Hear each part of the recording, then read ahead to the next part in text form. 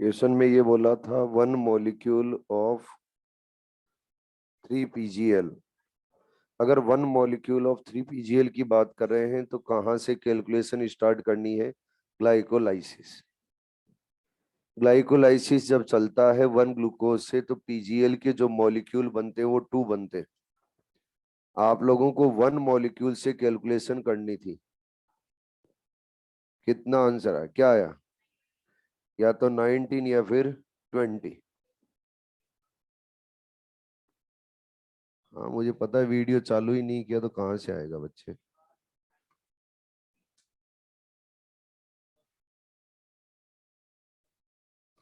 अब आ रहा है? अब दिख रहा है बोर्ड? ठीक है।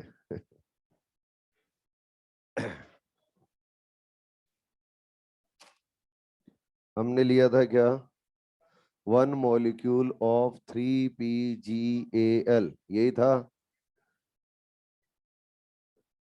डिस्कशन क्या कर रहे हो भाई? इधर ध्यान रखेंगे बोर्ड की तरफ। सबसे पहले ग्लाइकोलाइसिस बताइए, क्या वहां पे 1 NADH2 बनेगा और 2 बनेंगे सबस्ट्रेट लेवल फॉस्फोराइलेशन से ATP। लिंक रिएक्शन के अंदर 1 NADH2, क्रेब साइकिल के अंदर 3 NADH2, 1 FADH2 और 1 ATP। क्या यही था? अब इसको बच्चे, ये जो ग्लाइकोलाइसिस पाथवे का NADH2 है, इसको हम ले जाएंगे ETS तक। तो एक तो सिस्टम कौन सा काम मिलेंगे? GPS। और दूसरा कौन सा? MAS। GPS से ले जाएंगे तो कितने ATP मिलेंगे? 2 ATP। 36 ने कितने मिलेंगे? 2 ATP। और MAS से ले जाएंगे तो कितने मिलेंगे? 3 ATP। ठीक है जी। और डायरेक्टली ये कितने मिल रहे हैं? 2 ATP। इसके बाद में अगर इससे लेंगे तो कितने ATP? 3। यहां से कितने? 9। यहां से कितने? 2। और ये कितना है? 1। जब आप कैलकुलेशन करोगे तो आपके सामने आंसर आएगा या तो 19 या फिर 20 ATP। अब 19 कब होंगे? जब GPS यूज में आएगा। और 20 कब होंगे? जब मेलेट एस्पार्टेट सटल यूज में आएगा। यस और नो? आपको बताया था वाटर की कैलकुलेशन करने के लिए। वाटर की कैलकुलेशन करनी है तो कैसे करेंगे? रिड्यूसिंग पावर है, उनको कैलकुलेट कर लो। 1 2 5 6। 6 है तो क्या? 6 वाटर मॉलिक्यूल और 6 ही ऑक्सीजन एटम और 3 ऑक्सीजन मॉलिक्यूल। ठीक है जी। अरे बोलो, कैलकुलेशन वाला पार्ट क्या हो गया है? कंप्लीट। आगे आगे स्टार्ट करते हैं। और नेक्स्ट पॉइंट आता है एम्फीबोलिक पाथवे। क्या आता है बच्चे? एम्फीबोलिक पाथवे। किस कौन कौन है जिनके आंसर यही आए थे? 19 या 20 में से दोनों में से एक आया हो। किस किस के आए थे? बाकी लोगों ने सोल्व ही नहीं किया होगा। हैं? मास्टरी गाई भाई, क्या सोल्व करना है? संडे तो था ना आपके पास में? बहुत बड़ा क्वेश्चन नहीं था कोई कि पूरा दिन ही लग जाए आपको। अगर कोशिश नहीं करोगे तो कुछ नहीं पाओगे। हटा दूं?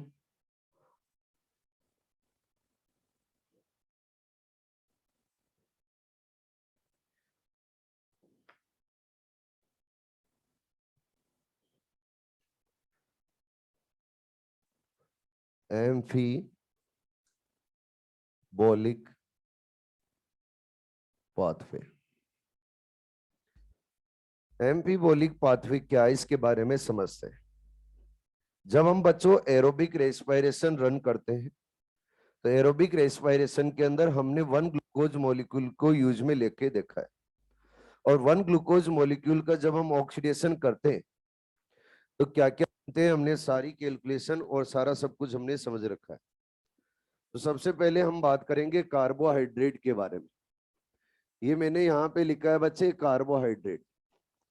कार्बोहाइड्रेट के अंदर जो फेवरेबल रेस्पिरेटरी सबस्ट्रेट है उसका नाम बोलो। अरे बोलो, ग्लूकोज। अब इस ग्लूकोज से सबसे पहले क्या चलता है, क्या ग्लाइकोलाइसिस, और ग्लाइकोलाइसिस जब पाथवे चलती है तो इसकी 1 और 3rd स्टेप के अंदर यूटिलाइज होते हैं एटीपी, यस और नो।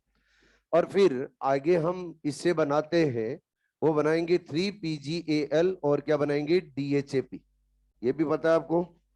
तो मैंने यहाँ पे लिख दिया है बच्चे 3PGAL और ये लिखा है यहाँ पर क्या DHAP।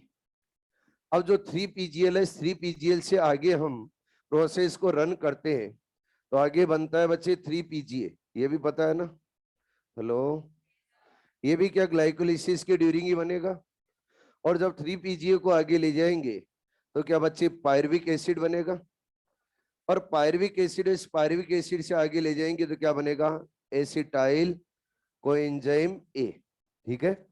और एसिटाइल कोएंजाइम ए से हम रिएक्शन रन करते हैं तो यहां पर किससे स्टार्ट करते हैं, ऑक्जेलो एसिटिक एसिड से, क्या बनाते हैं सिट्रिक एसिड, और फिर एक 5 कार्बन का इंटरमीडिएट भी बनाते हैं जिसका नाम क्या है अल्फा कीटो ग्लूटेरिक एसिड, याद है ना।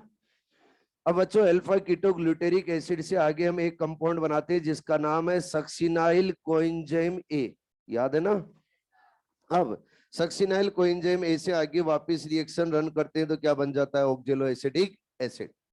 क्या ऐसा ही हमने कार्बोहाइड्रेट का कंप्लीट ऑक्सीडेशन किया। अगर हमें बच्चे लिपिड और फैट का ऑक्सीडेशन करना है, किसका करना है, लिपिड या फिर फैट का, या तो बोल दो बच्चों लिपिड या फिर क्या बोल दो फैट। लिपिड और फैट को जब ऑक्सीडाइज करते हैं हम तो लिपिड और फैट है पहले अपने इंटरमीडिएट के अंदर ब्रेक डाउन होगा, यानी ये अपने इंटरमीडिएट के अंदर ब्रेक होगा। अगर इंटरमीडिएट में ब्रेक होगा तो किसके अंदर, या तो बच्चों फैटी एसिड, एक तो कंपाउंड कौन सा होता है फैटी एसिड और दूसरा क्या होता है ग्लिसरॉल। अब बच्चों फैटी एसिड और ग्लिसरॉल जब ऑक्सीडाइज होंगे तो ये एक साथ में रिएक्शन रन नहीं करेंगे, ग्लिसरॉल अपनी अलग रिएक्शन चलाता है और फैटी एसिड है ये अपनी अलग रिएक्शन चलाता है। और जब फैटी एसिड है, फैटी एसिड का ऑक्सीडेशन होता है तो फैटी एसिड बच्चों ऑक्सीडाइज होकर कन्वर्ट हो जाता है एसिटाइल कोएंजाइम ए में। जब फैटी एसिड को एसिटाइल कोएंजाइम ए में कन्वर्ट करते हैं तो प्रोसेस, प्रोसेस को बोला जाता है बीटा ऑक्सीडेशन, क्या बोला जाता है बीटा ऑक्सीडेशन। और जब हम फैटी एसिड है उसका ब्रेकडाउन कर रहे हैं और एसिटाइल कोएंजाइम ए बना रहे हैं तो क्या कार्बोहाइड्रेट के इंटरमीडिएट में ही फैटी एसिड को कन्वर्ट करें, और बोलो।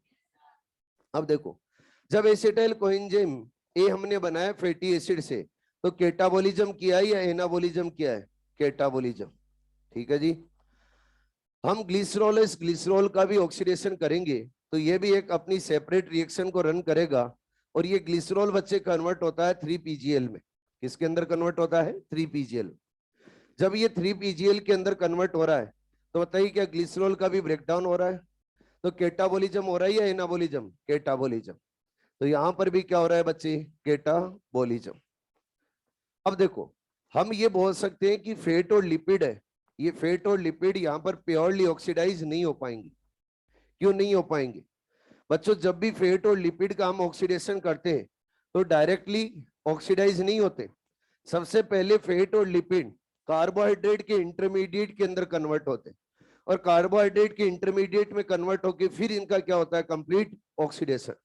तो बताओ क्या ये प्योरली ऑक्सीडाइज हो पाए या पहले कार्बोहाइड्रेट के अंदर कन्वर्ट हुए, पहले कार्बोहाइड्रेट में कन्वर्ट हुए तो हम बोलेंगे फैट और लिपिड कभी भी प्योरली ऑक्सीडाइज नहीं होते, पहले कार्बोहाइड्रेट के इंटरमीडिएट के अंदर कन्वर्ट होंगे।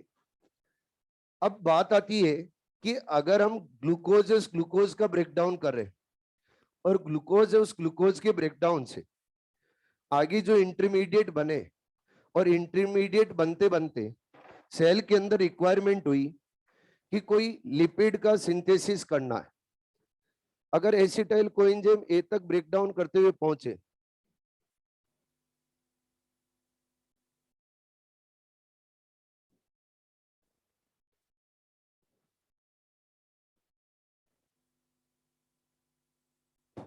ब्रेकडाउन करते करते हम अगर पहुंचे और एसिटाइल कोएंजाइम ए तक पहुंचे ग्लूकोज का ब्रेकडाउन करते और सेल के अंदर रिक्वायरमेंट हुई कि फैटी एसिड का सिंथेसिस करना है, तो फिर बच्चे सेल के अंदर एसिटाइल कोएंजाइम ए से आगे क्रेब्स साइकिल को रन नहीं किया जाएगा, तुरंत क्या बना दिया जाएगा उससे, फैटी एसिड। यानी जो रेस्पिरेशन के इंटरमीडिएट है वो रिक्वायरमेंट होने पे कोई से भी सब्सटेंस है उनका क्या कर सकते हैं, वो सिंथेसिस। डिपेंड करता है उन सब्सटेंस के ऊपर कि वो कौन सा कंपाउंड है वो सिंथेसाइज कर सकते हैं। जैसे एसिटाइल कोएंजाइम ए है, उस एसिटाइल कोएंजाइम ए है तो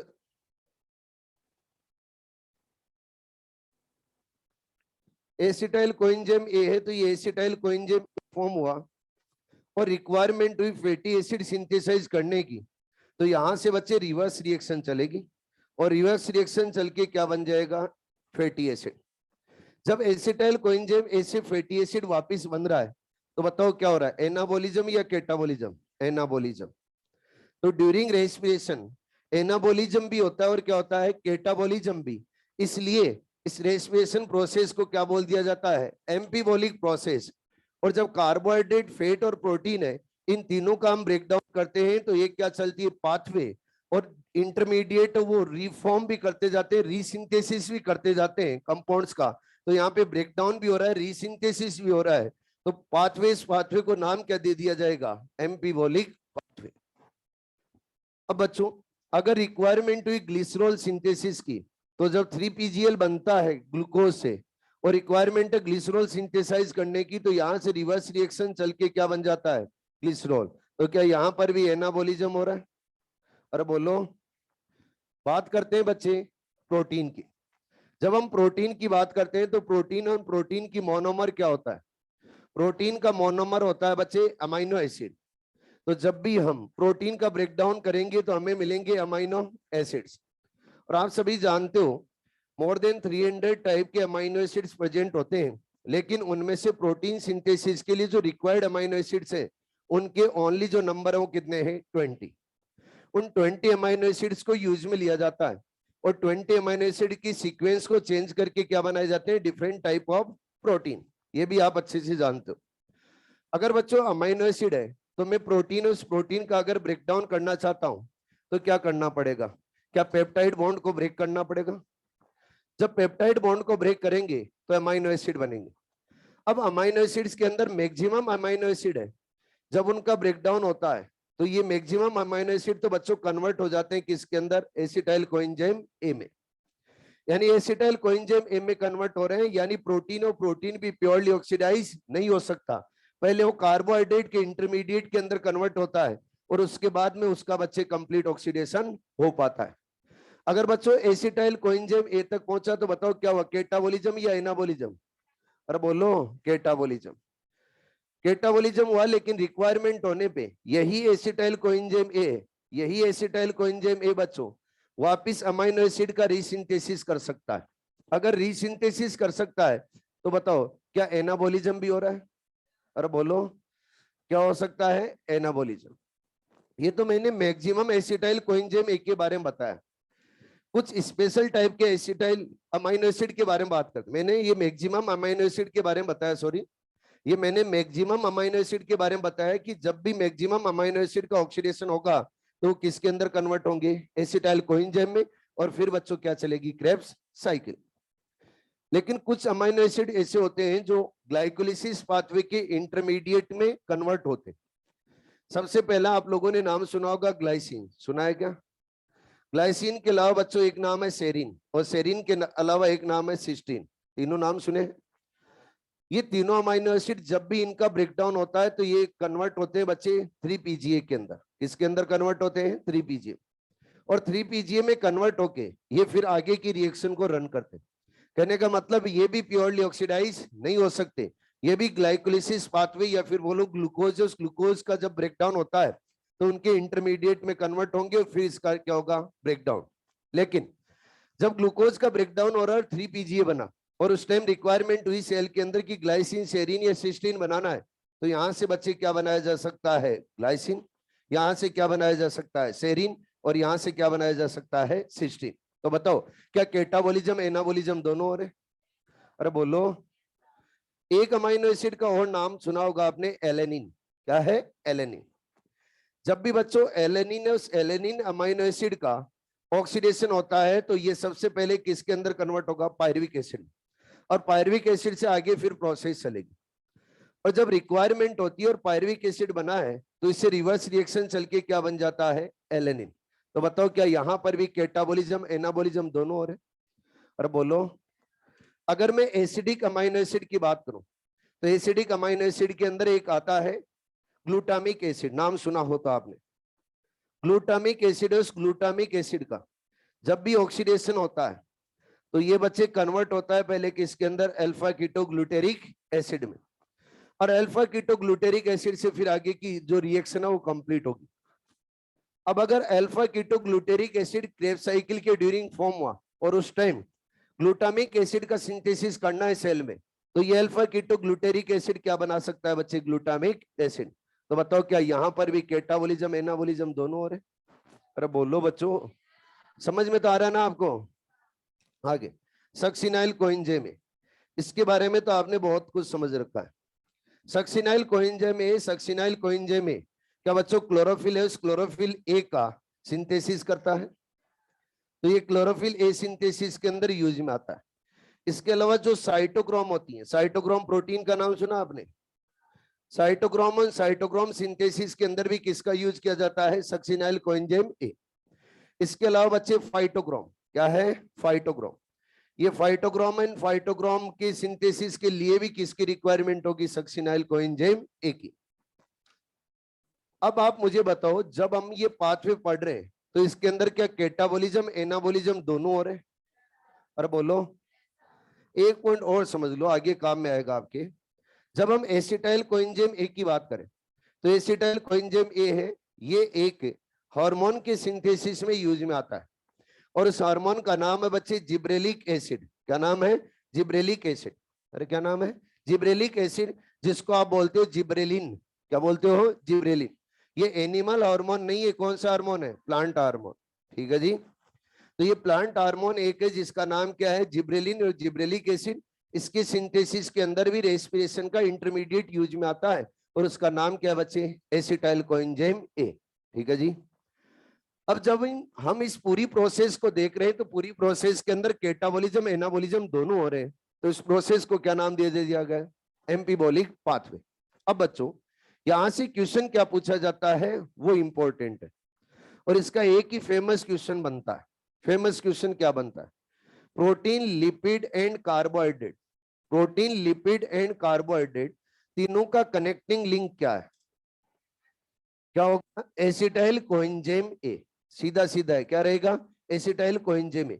और यही एग्जाम में क्वेश्चन पूछा जाता है यहां से कि कार्बोहाइड्रेट प्रोटीन एंड फैट है, इन तीनों का कनेक्टिंग लिंक क्या होगा, एसिटाइल कोएंजाइम ए। कैसे बोला है मैंने, connecting link acetyl coenzyme A होगा। देखो, जब भी प्रोटीन में मैक्सिमम प्रोटीन अमीनो एसिड का ऑक्सीडेशन होता है तो क्या वो एसिटाइल कोएंजाइम ए में कन्वर्ट होते हैं? जब कार्बोहाइड्रेट का ऑक्सीडेशन करेंगे तो एसिटाइल कोएंजाइम ए तो बनेगा ही बनेगा इंटरमीडिएट। इसके अलावा जब हम लिपिड और लिपिड का ऑक्सीडेशन करते हैं तब भी क्या एसिटाइल कोएंजाइम ए बनता है? तो बताओ तीनों का कनेक्टिंग लिंक क्या है, एसिटाइल कोएंजाइम ए। क्लियर है पॉइंट? अगला क्वेश्चन, क्या बच्चे प्रोटीन और फैट है वो प्योरली ऑक्सीडाइज हो सकते हैं? नहीं, वो प्योरली ऑक्सीडाइज नहीं होते हैं। पहले वो किसके अंदर कन्वर्ट होंगे, कार्बोहाइड्रेट, या फिर बोलेंगे कार्बोहाइड्रेट के इंटरमीडिएट में, और फिर उनका होता है कंप्लीट ऑक्सीडेशन। ठीक है जी, क्लियर? अब देखो, जो ग्लाइकोलाइसिस है उस ग्लाइकोलाइसिस की बात करें तो क्या पायरुविक एसिड तक है? अरे ग्लूकोज टू पायरुविक एसिड अगर हम बात करेंगे तो कौन सी पाथवे, ग्लाइकोलाइसिस। ग्लाइकोलाइसिस पाथवे में हम देखेंगे तो इसके इंटरमीडिएट बहुत सारे कंपाउंड का क्या करें, सिंथेसिस। क्या कर रहे हैं, सिंथेसिस। अगर सिंथेसिस कर रहे हैं तो इसको बोला जाएगा ग्लाइकोलाइसिस को बच्चे कैटाबोलिक रीसिंथेसिस। यानी हम क्या करें, ब्रेकडाउन तो कर ही रहे, साथ में क्या करें, कंपाउंड्स का रीसिंथेसिस भी कर सकते हैं, तो क्या बोल दिया जाएगा, कैटाबोलिक रीसिंथेसिस। इसके अलावा इसको बोल दिया जाता है ग्लाइकोलाइसिस एनाबोलिज्म। ग्लाइकोलाइसिस एनाबोलिज्म क्यों बोला गया बच्चों, ग्लाइकोलाइसिस चल रही है तो क्या हो रहा है, ब्रेकडाउन, और साथ में क्या हम कंपाउंड का सिंथेसिस भी करते जा रहे हैं रिक्वायरमेंट के अकॉर्डिंग, तो क्या बोला जाएगा, एनाबोलिज्म। तो इसको एक और नाम दिया जा सकता है, ऑक्सीडेटिव एनाबोलिज्म। कहने का मतलब हम जो कंपाउंड है उसका ब्रेकडाउन तो कर ही रहे, साथ में क्या कर रहे हैं बच्चे, एनाबोलिज्म। तो ध्यान रखना है, ग्लाइकोलाइसिस है, उस ग्लाइकोलाइसिस को क्या क्या बोला जाता है आपको बता रहा हूं। ग्लाइकोलाइसिस पाथवेज, ग्लाइकोलाइसिस पाथवे को क्या बोल सकते हैं बच्चे? Oxidative anabolism. अरे समझ में तो आ रहा है क्या? सेकंड, सेकंड क्या बोल सकते हैं? क्या कैटाबोलिक रीसिंथेसिस, क्या बोल सकते हैं? कैटाबोलिक रीसिंथेसिस। ये दो याद रख लेना काफी। एम्फीबोलिक प्रोसेस, एम्फीबोलिक पाथवे क्या हो गया है? कंप्लीट।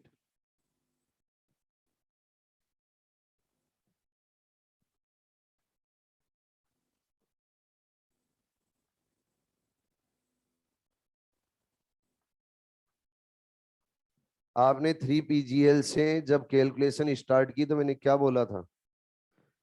मैंने ये बोला था कि जहां से आपको बोला जाए वहां से कैलकुलेशन स्टार्ट करनी। पहले क्या हो गया उसके बारे में नहीं देखना है, पहले यूटिलाइज हो गए तो उनको अगर माइनस करेगा तो फिर तो वो ग्लूकोज की कैलकुलेशन कर रहे हो आप 1 PGL की कैलकुलेशन थोड़ी कर रहे हो।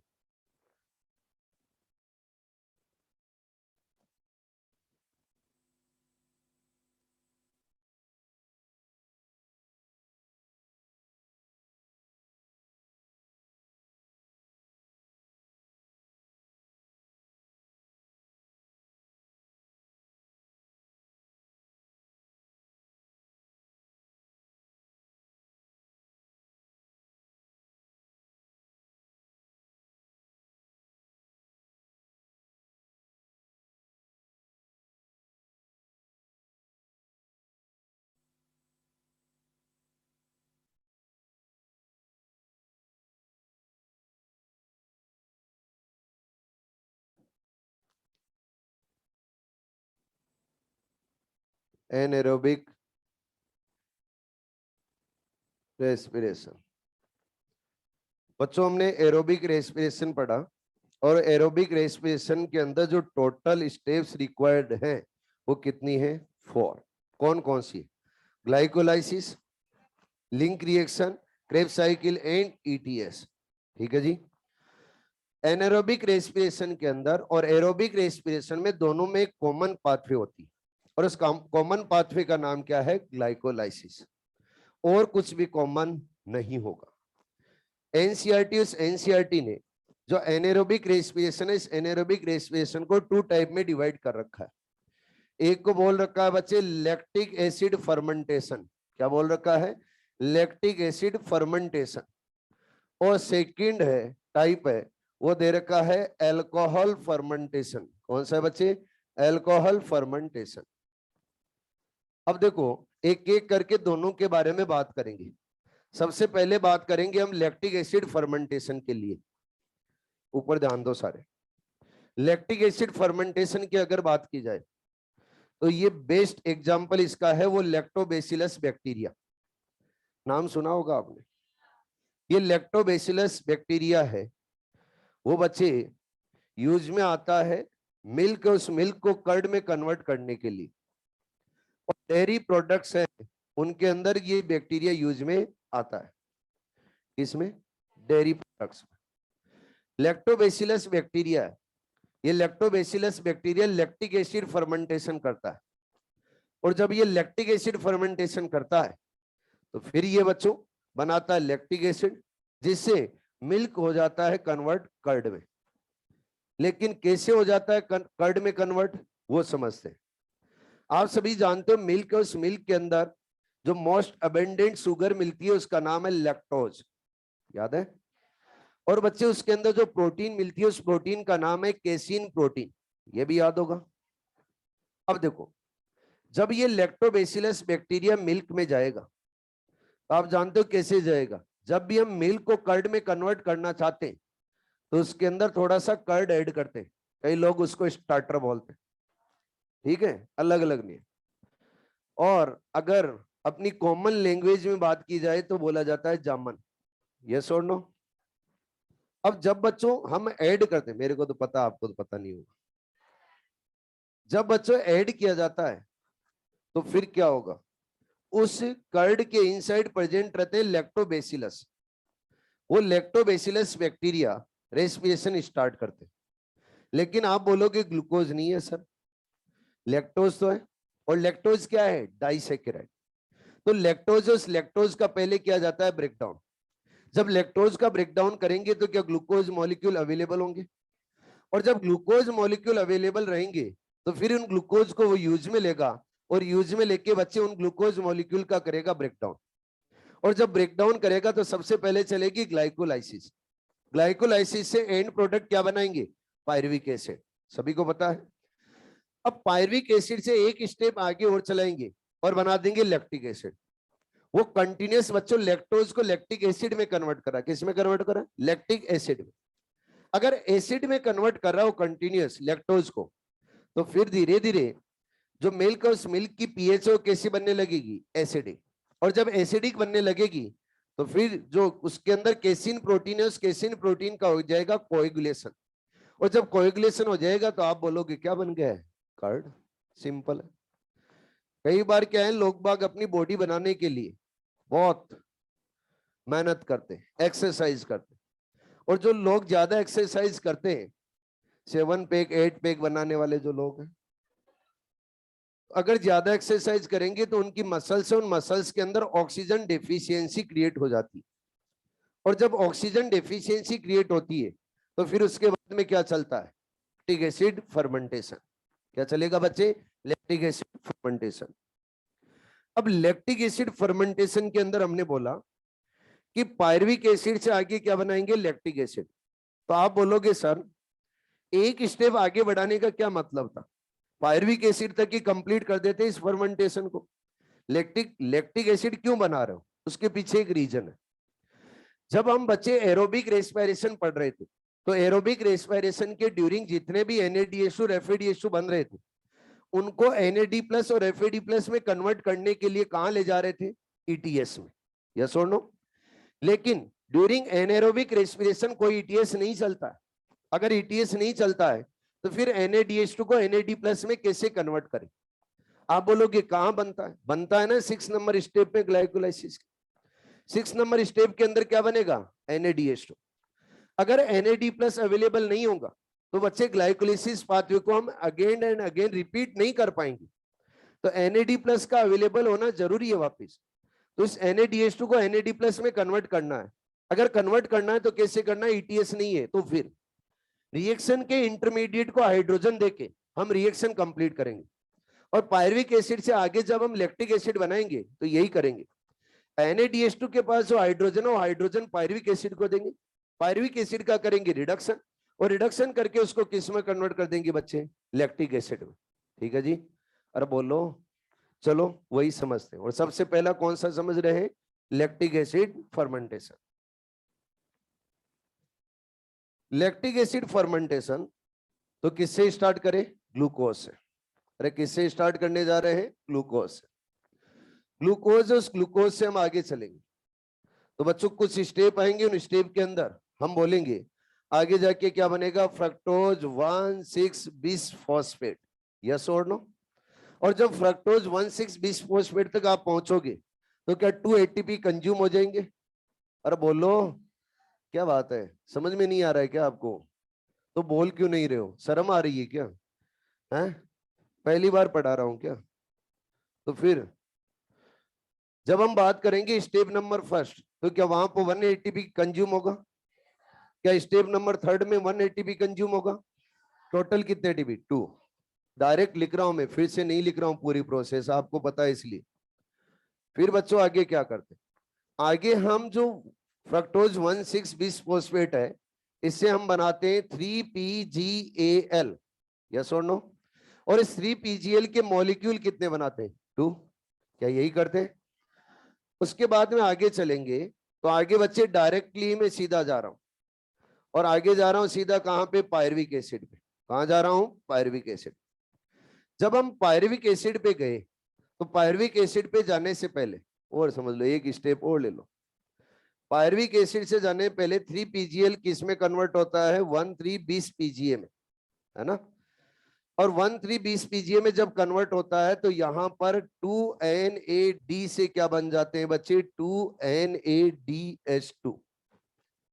अब इससे आगे जब रिएक्शन चलाएंगे तो प्रोसेस चलेगी और फिर फाइनली क्या बना देंगे, 2 पायरुविक एसिड।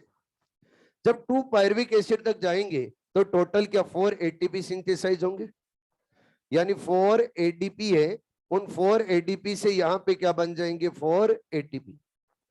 अब ये 2 एटीपी तो कहां बनते, 7 नंबर स्टेप में, और 2 एटीपी कहां बनते बच्चे, 10 नंबर स्टेप में।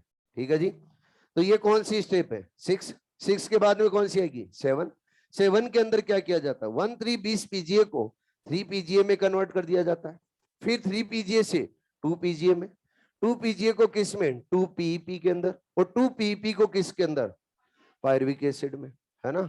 और जब पायरुविक एसिड बनता है 2 पीईपी से, तो वहां पर भी बच्चे 2 एटीपी का सिंथेसिस होता है। यानी क्या ये 4 एडीपी से हम 4 एटीपी बना रहे हैं, तो क्या सबस्ट्रेट लेवल फॉस्फोराइलेशन हो रहा है, अरे क्या हो रहा है, सबस्ट्रेट लेवल फॉस्फोराइलेशन। अब बच्चों जब लैक्टिक एसिड फर्मेंटेशन चलता है, तो लैक्टिक एसिड फर्मेंटेशन के अंदर क्या किया जाता है, पायरुविक एसिड के बाद में बनने के बाद में एक एंजाइम आता है, उस एंजाइम का नाम है लैक्टेट डीहाइड्रोजिनेज। क्या नाम बच्चे, लैक्टेट डीहाइड्रोजिनेज। क्या फिर से एक डीहाइड्रोजिनेज एंजाइम आ गया, और आप जानते हो जहां पे डीहाइड्रोजिनेज एंजाइम आता है वहां पे ऑक्सीडेशन एंड रिडक्शन साथ में होता है। अब बच्चों ऑक्सीडेशन यहां पर किसका होगा, NADH2 का। ये जो ग्लाइकोलिसिस पाथवे के ड्यूरिंग आपने NADH2 बनाए, उन NADH2 से क्या लेंगे, हाइड्रोजन। और जब हाइड्रोजन ले रहे हैं तो इसका ऑक्सीडेशन हो गया, तो ऑक्सीडाइज होती है किस में कन्वर्ट हो गया, NAD+ में। अगर ये NAD+ में कन्वर्ट हो गया तो वापस कहां चला जाएगा, ग्लाइकोलाइसिस में, और वापस ग्लाइकोलाइसिस को क्या करेगा, रन। अब जब NADH2 इस NADH2 से हमने हाइड्रोजन लिए तो देने भी पड़ेंगे किसी को, तो NADH2 का तो हमने कर दिया ऑक्सीडेशन, और वो हाइड्रोजन किसको देते हैं, पायरुविक एसिड को। तो पायरुविक एसिड, उस पायरुविक एसिड का हो जाता है क्या, रिडक्शन। और जब पायरुविक एसिड का रिडक्शन होता है तो आगे कंपाउंड बनता है जिसका नाम क्या है, लैक्टिक एसिड। क्या है बच्चे, लैक्टिक एसिड। और इस लैक्टिक एसिड के टोटल मॉलिक्यूल कितने बनते हैं, 2। अरे कितने बनेंगे, 2। और इस लैक्टिक एसिड के अंदर कार्बन कितने रहेंगे, 3। आप तो मुझे बताओ, जब भी हमने लैक्टिक एसिड फर्मेंटेशन किया तो क्या कार्बन डाइऑक्साइड कहीं पे भी रिलीज हुई, क्या डी कार्बोक्सिलेशन हुआ, कहीं पे भी डी कार्बोक्सिलेशन नहीं हुआ। लेकिन बच्चों डीहाइड्रोजिनेशन हो रहा है, और वो डीहाइड्रोजिनेशन कौन सी स्टेप में, 6 नंबर स्टेप में। क्लियर, कैलकुलेशन करो देखें। जब हम 1 ग्लूकोज का लैक्टिक एसिड फर्मेंटेशन में ब्रेकडाउन करते हैं पार्शियल, तो बताइए हमें नेट एटीपी कितने गेन होंगे, नेट एटीपी पूछ रहा हूं आपसे। देखो 2 एटीपी तो क्या कंज्यूम हो रहे, ये NADH2 क्या एटीपी में कन्वर्ट हो रहे, नहीं, ये तो रिएक्शन के अंदर यूज में आ रहे हैं, ETS के अंदर ले जाके इनको एटीपी में कन्वर्ट नहीं करे, तो इनका तो लेना देना कुछ भी नहीं है। आगे गए तो क्या बच्चों 4 एटीपी है, वो 4 एटीपी हमने सिंथेसाइज किए, 2 एटीपी कंज्यूम कर लिए, तो कितने बच गए, 2। यानी जब भी एनारोबिक रेस्पिरेशन हम चलाएंगे और 1 ग्लूकोज का ब्रेकडाउन करेंगे एनारोबिक रेस्पिरेशन में, तो ऑलवेज कितने एटीपी मिलेंगे, 2 एटीपी। और जो भी हम कंपाउंड ले रहे हैं उस कंपाउंड की लेस देन 7% एनर्जी का यूज कर पाएंगे एनारोबिक रेस्पिरेशन से। यानी एनारोबिक रेस्पिरेशन जब भी हम चलाएंगे तो जो भी हम कंपाउंड ले रहे हैं उसका ऑक्सीडेशन कर रहे हैं, तो उसकी कितने percent energy, less than 7% energy को यूज में ले पाएंगे, रिमेनिंग एनर्जी को यूज में नहीं ले पाएंगे, क्योंकि फूड का यहाँ पे कंप्लीट ऑक्सीडेशन नहीं होता है, क्या होता है, पार्शियल ऑक्सीडेशन। क्वेश्चन हो जाए फिर, अरे बोलो। लैक्टिक एसिड फर्मेंटेशन से, ऊपर देखो सारे, लैक्टिक एसिड फर्मेंटेशन, उस लैक्टिक एसिड फर्मेंटेशन से डायरेक्टली कितने एटीपी गेन होते हैं, डायरेक्टली कितने एटीपी गेन होते हैं, ऑनलाइन वाले,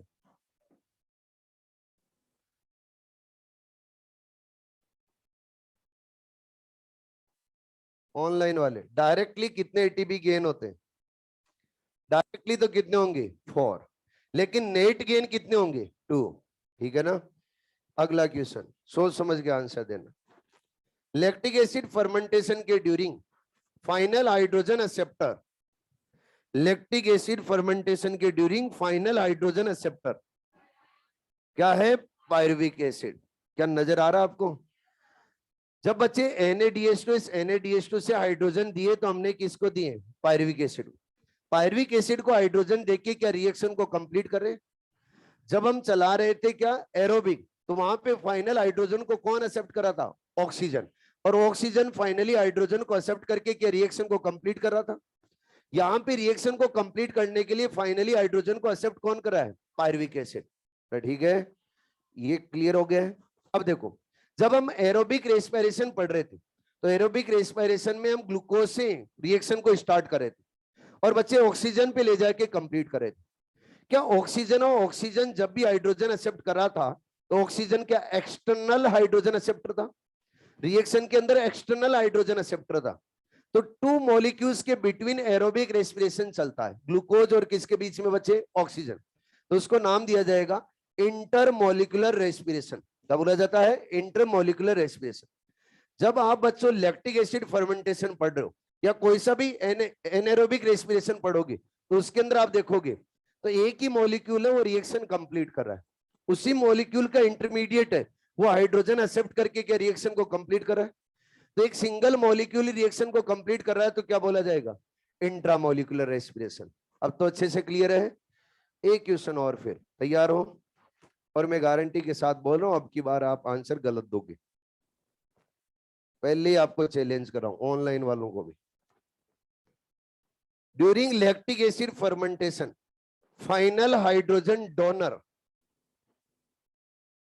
फाइनल हाइड्रोजन डोनर, हाँ ऑनलाइन वाले भी दे आंसर। NaDH2, तो मैं चाहता था वही आपने आंसर दिया है, बिल्कुल आपने वही आंसर दिया है जो मैं चाहता था। कई ऑनलाइन वालों ने एक और दिया आंसर 3PGL, और आप में से कईयों ने बोला था 3PGL, लेकिन मैक्सिमम लोगों ने क्या बोला? जैसा चाहता है मास्टर वैसा ही बोलता है स्टूडेंट। और आपको और भी आगे विथ एग्जांपल बता दूंगा, तो ध्यान रखें। यहाँ पे NaDH2 फाइनल हाइड्रोजन एक्सेप्टर नहीं है। कहां से है NaDH2 के पास हाइड्रोजन? थोड़ा बहुत इसका यूज करो। ये 3PGL है, 3PGL का जब ऑक्सीडेशन हो रहा है, तो क्या यहां से हाइड्रोजन रिलीज हो रहे? NaDH2 का तो काम क्या है? हाइड्रोजन लिया, दूसरी जगह ट्रांसफर करिए। अरे बोलो, क्या ये हाइड्रोजन डोनेट कर सकता है? नहीं। डोनेट कौन कर रहा है हाइड्रोजन? 3PGL। तो बच्चे फाइनल हाइड्रोजन डोनर कौन है? 3PGL। और फाइनल हाइड्रोजन एक्सेप्टर कौन है? Pyruvic acid. क्लियर है? अरे क्लियर। चलो फिर आगे चलते। और नेक्स्ट है बच्चे अल्कोहल फर्मेंटेशन। कौन सा है? Alcohol fermentation.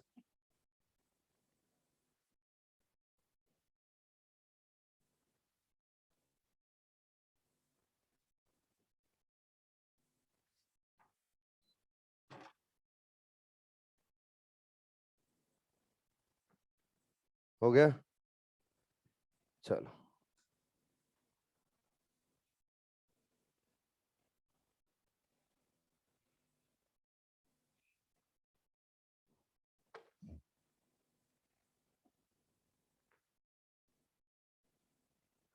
नेक्स्ट है अल्कोहल फर्मेंटेशन। बच्चों अगर अल्कोहल फर्मेंटेशन की बात की जाए, तो इसका बेस्ट एग्जांपल आप लोगों को मिलेगा, और वो मिलेगा ईस्ट। कौन मिलेगा? ईस्ट। ईस्ट एक यूनिसेलर यूकेरियोट है। ईस्ट एक क्या है? Unicellular eukaryote. और ईस्ट होता है फैकल्टेटिव एनेरोबिक। ध्यान से सुने जो मैं बोल रहा हूं। ईस्ट होता है एक फैकल्टेटिव एनेरोबिक। ये फैकल्टेटिव क्या होता है? एनेरोबिक क्या होता है? एनेरोबिक का तो आप जानते हो, ऑक्सीजन की एब्सेंस में अगर रेस्पिरेशन कर रहा है तो क्या बोलेंगे? एनेरोबिक। लेकिन ये फैकल्टेटिव क्या होता है, थोड़ा सा समझते हैं हम एग्जाम्पल। बच्चों हम क्या है? एरोबिक या एनेरोबिक? एरोबिक। अगर इस रूम में ऑक्सीजन होगी तभी हम सरवाइव कर पाएंगे, अगर ऑक्सीजन नहीं होगी तो सरवाइव नहीं कर पाएंगे।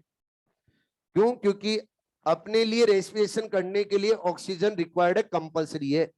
विदाउट ऑक्सीजन हम रेस्पिरेशन नहीं कर सकते, तो हमें बोला जाएगा ऑब्लिगेट एरोबिक। क्या बोला जाएगा? Obligate aerobic. यानी वो ऑर्गेनिज्म जिनको रेस्पिरेशन करने के लिए ऑक्सीजन चाहिए ही चाहिए, विदाउट ऑक्सीजन वो सरवाइव नहीं कर सकती, उनको क्या बोला जाएगा? Obligate aerobic. अब बच्चों, अगर अपने में ऐसी कैपेसिटी होती, जरा सोचो, ऑक्सीजन होती तो ऑक्सीजन को यूज में लेते, अगर ऑक्सीजन नहीं होती तो हम विदाउट ऑक्सीजन भी रेस्पिरेशन कर पाते, कितना अच्छा होता। लेकिन मेन रेस्पिरेशन का टाइप क्या? जब भी ऑक्सीजन होगी किसको यूज में लेंगे? ऑक्सीजन को। और जब ऑक्सीजन नहीं होगी तो विदाउट ऑक्सीजन हम रेस्पिरेशन कर सकते। तो क्या एनाएरोबिक रेस्पिरेशन करने का एक ऑप्शन रख रहे हैं? एक्चुअल में क्या है? एरोबिक। लेकिन एनाएरोबिक रेस्पिरेशन करने का क्या रख रहे हैं? ऑप्शन। तो बोला जाएगा फैकल्टेटिव एनाएरोबिक। अब ईस्ट होता है फैकल्टेटिव एनाएरोबिक, मतलब जब भी ईस्ट को ऑक्सीजन मिलेगी तो क्या फूड का कंप्लीट ब्रेकडाउन करेगा? अरे बोलो। और जब अगर ईस्ट को ऑक्सीजन नहीं मिलेगी तो फिर बच्चे को पार्शियल ब्रेकडाउन करेगा, यानी एनाएरोबिक रेस्पिरेशन चलाएगा। और जब एनाएरोबिक रेस्पिरेशन चलाता है तो ये बनाता है अल्कोहल। क्या बनाता है? अल्कोहल। और पूरी दुनिया के लिए जो अल्कोहल बनाने वाला है यही है, ईस्ट। यानी जो इथेनॉल बनाया जाता है, उस इथेनॉल का प्रोडक्शन करता है वो कौन करता है? ईस्ट। जितने भी लोग यूज में लेते हैं ड्रिंक करने के लिए इथेनॉल को, उस इथेनॉल का प्रोडक्शन कौन करता है? ईस्ट। कैसे करता है, थोड़ा सा आज उसके बारे में भी समझ लेते हैं, मौका। जो बच्चों बेवरेज इंडस्ट्रीज होती है, यानी वाइन इंडस्ट्रीज होती हैं, उन वाइन इंडस्ट्रीज के अंदर बड़े बड़े होते हैं फर्मेंटर, यानी चेंबर बने होते हैं। उन फर्मेंटर के अंदर रखा जाता है ईस्ट को। किसको रखा जाता है? ईस्ट को। ये जो ईस्ट होता है उसको फर्मेंटर में रखेंगे, लेकिन फर्मेंटर के इनसाइड ऑक्सीजन फ्री एनवायरनमेंट रखेंगे। आप बोलोगे ऑक्सीजन फ्री एनवायरनमेंट क्यों? अगर उसको ऑक्सीजन मिल गया तो वो क्या करेगा? Aerobic respiration. और जब एरोबिक रेस्पिरेशन करेगा तो फिर अल्कोहल नहीं बनाएगा, वो क्या बनाएगा? Carbon dioxide and water. समझ रहे हो? अब अगर ऑक्सीजन फ्री एनवायरनमेंट दे दिया तो फिर स्टार्ट करता है क्या? Alcohol fermentation. और जब अल्कोहल फर्मेंटेशन देता है, करता है, तो फिर क्या बनता है बच्चे? इथेनॉल। लेकिन उसको फूड भी देना पड़ेगा, और फूड की फॉर्म में क्या दिया जाता है? Wheat, barley. क्या दिया जाता है? वीट फिर बार्ले। वीट या फिर बार्ले फर्मेंटर के अंदर डाल दिया जाएगा। और आप जानते हो वीट और बार्ले के अंदर क्या स्टोर्ड रहता है? स्टार्च। यस और नो? अब उस स्टार्च को ब्रेक करने के लिए भी एक हार्मोन का यूज किया जाता है, और उसका नाम है जिब्रेलिक एसिड। क्या नाम बच्चे? Gibberellic acid. आगे पढ़ोगे आप। जब बच्चों उस स्टार्च का ब्रेकडाउन करेंगे तो क्या बन जाएंगे? ग्लूकोज। अब उन ग्लूकोज को यूज में लेगा कौन? ईस्ट। और जब ईस्ट में यूज में लेगा, ऑक्सीजन के एब्सेंस में यूज में ले रहा है ग्लूकोज को, तो क्या बनाएगा बच्चे? अल्कोहल। लेकिन अगर कंटिन्यूस अल्कोहल बनाता रहा ईस्ट, और फर्मेंटर के इनसाइड 13% या मोर देन 13% अल्कोहल की कंसंट्रेशन फॉर्म हो गई फर्मेंटर के इनसाइड, तो ईस्ट के लिए ही वो क्या है? डेंजर। डेंजर कैसे? हार्मफुल कैसे? ईस्ट के लिए जब भी बच्चों 13 या 13% से मोर इथेनॉल की कंसंट्रेशन होती है तो उसके लिए क्या होती है? टॉक्सिक। अगर टॉक्सिक होती है तो ईस्ट की क्या हो जाती है? डेथ। तो आपसे क्वेश्चन पूछा जाएगा कि अगर 13% से मोर इथेनॉल कंसंट्रेशन रिक्वायर्ड है तो फिर आप कौन सी प्रोसेस है, कौन से मेथड है उससे फॉर्म करोगे? डिस्टिलेशन। अरे कौन से? डिस्टिलेशन। डिस्टिलेशन लगा देते हैं, और डिस्टिलेशन जब लगाएंगे तो फर्मेंटर के इनसाइड जैसे जैसे बच्चों अल्कोहल बनता जाएगा वो कहां आता रहेगा? बाहर। और अगर कंटिन्यूस ऐसे अल्कोहल बनेगा और बाहर आता जाएगा तो फर्मेंटर के इनसाइड 13% या फिर मोर देन 13% कंसंट्रेशन अल्कोहल की नहीं बनेगी, और अगर नहीं बनेगी तो फिर ईस्ट कंटिन्यूस बनाता रहेगा अल्कोहल और दुनिया पीती रहेगी। समझ रहे हो? तो याद रखना है, अल्कोहल फर्मेंटेशन, उस अल्कोहल फर्मेंटेशन करने वाला जो ऑर्गेनिज्म है उसका बेस्ट एग्जांपल क्या है? ईस्ट। याद रहेगा। अब बात आती है कि अल्कोहल फर्मेंटेशन में होता क्या है। सेम टू सेम ये प्रोसेस चलती, यही प्रोसेस चलेगी पायरुविक एसिड तक। तो आगे फिर प्रोसेस है थोड़ी सी चेंज हो जाती। पायरुविक एसिड है, पायरुविक एसिड के बाद यहां पर एक एंजाइम आता है, उस एंजाइम का नाम बच्चे pyruvate carboxylase, D carboxylase, sorry क्या नाम है? Pyruvate D carboxylase. नाम से पता चल रहा है कि ये क्या करवाएगा, डी कार्बोक्सिलेशन। पायरुविक एसिड के कितने मॉलिक्यूल हैं, 2 मॉलिक्यूल। 2 मॉलिक्यूल है तो इनसे 2 CO2 को रिलीज करवा देगा, और जब 2 CO2 को रिलीज करवाएगा तो बताओ आगे कितने कार्बन का कंपाउंड बनेगा, 2 कार्बन का। और जो 2 कार्बन का कंपाउंड बनेगा और उस कंपाउंड के मॉलिक्यूल कितने रहेंगे, 2। उसका नाम है बच्चे एसिटाल्डिहाइड। क्या नाम है, एसिटाल्डिहाइड। नाम सुना सुना लग रहा है क्या, क्या है, एसिटाल्डिहाइड। एसिटाल्डिहाइड उस एसिटाल्डिहाइड है, उससे आगे रिएक्शन को रन करने के लिए फिर से एक एंजाइम आता है, और उस एंजाइम का नाम बच्चे अल्कोहल डीहाइड्रोजिनेज। क्या नाम है, अल्कोहल डीहाइड्रोजिनेज। फिर से क्या डीहाइड्रोजिनेज एंजाइम आ गया, तो ये क्या करवाएगा, क्या ऑक्सीडेशन रिडक्शन साथ में करवाएगा, और ये अल्कोहल डीहाइड्रोजिनेज फाइनली रिएक्शन को करवाता है कंप्लीट। जब कंप्लीट करवाता है तो 6 स्टेप में ग्लाइकोलिसिस पाथवे की 6 स्टेप में 2 NADH2 बने थे, उन 2 NADH2 को यहां पे लाया जाएगा और उनका किया जाएगा बच्चे ऑक्सीडेशन। जब ऑक्सीडेशन किया जाएगा तो ये किस में कन्वर्ट हो जाएंगे, NAD+ में, और ये NAD+ वापस कहां चले जाएंगे बच्चे, ग्लाइकोलाइसिस पाथवे में। अरे कहां चले जाएंगे, ग्लाइकोलाइसिस पाथवे। अब जो हाइड्रोजन रिलीज हुए उन हाइड्रोजन से एसिटाल्डिहाइड का किया जाता है यहां पर रिडक्शन, और जब एसिटाल्डिहाइड का रिडक्शन किया जाता है तो आगे बनता है बच्चे इथेनॉल। अरे क्या बनता है, इथेनॉल। और इथेनॉल के भी कितने मॉलिक्यूल बनते हैं, 2 मॉलिक्यूल। अब देखो जरा, जब हम अल्कोहल फर्मेंटेशन करवा रहे हैं तो क्या बच्चों कार्बन रिलीज हो रहे हैं, क्या in the form of CO2 carbon release हो रहे हैं। CO2 की फॉर्म में कार्बन तो रिलीज हो रहे हैं, लेकिन कार्बन कितने रिलीज हो रहे हैं, 2 ही। तो हमने बोला था कि जब भी एनारोबिक रेस्पिरेशन होगा या तो कार्बन डाइऑक्साइड की फॉर्म में कार्बन रिलीज होंगे भी नहीं, अगर हो भी गए तो कंप्लीट फूड के कार्बन CO2 की फॉर्म में रिलीज नहीं होंगे। हेलो बच्चों, इस प्रोसेस के अंदर भी आप चेक कीजिए कि नेट गेन कितने ATP का होगा, क्या वही 2 ATP का है। अरे बोलो questions. Alcohol fermentation, alcohol fermentation के अंदर फाइनल हाइड्रोजन एक्सेप्टर क्या है, क्या है, एसिटाल्डिहाइड।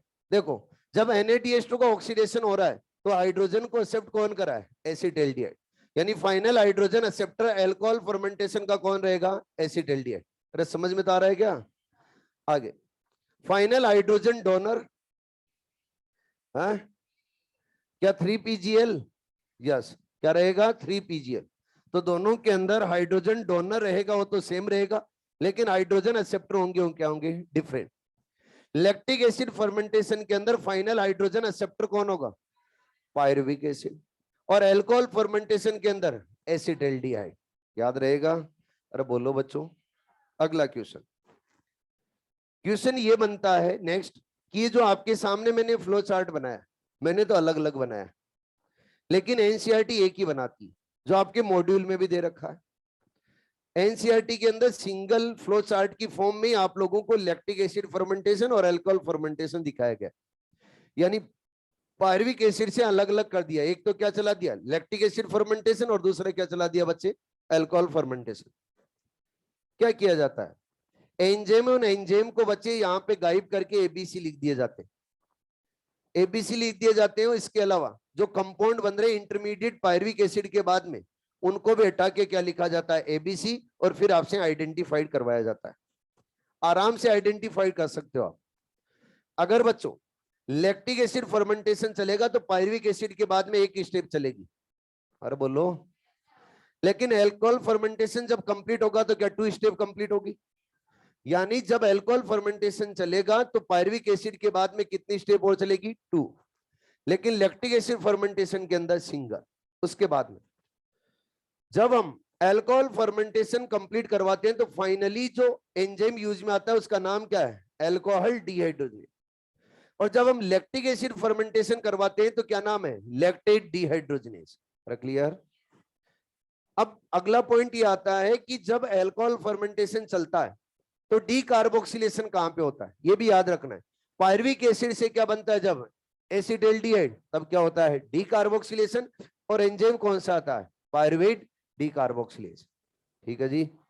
अरे बोलो एनारोबिक रेस्पिरेशन भी क्या होता है, कंप्लीट। एक पासर इफेक्ट और दे रखा होगा, उसके बारे में भी सुनो। ऊपर देखो सारे, अगर बच्चों ईस्ट ईस्ट को ऑक्सीजन दे दिया जाए तो क्या वो एरोबिक रेस्पिरेशन करेगा? और अगर एरोबिक रेस्पिरेशन करेगा तो क्या अल्कोहल फर्मेंटेशन इनहिबिट हो जाएगा?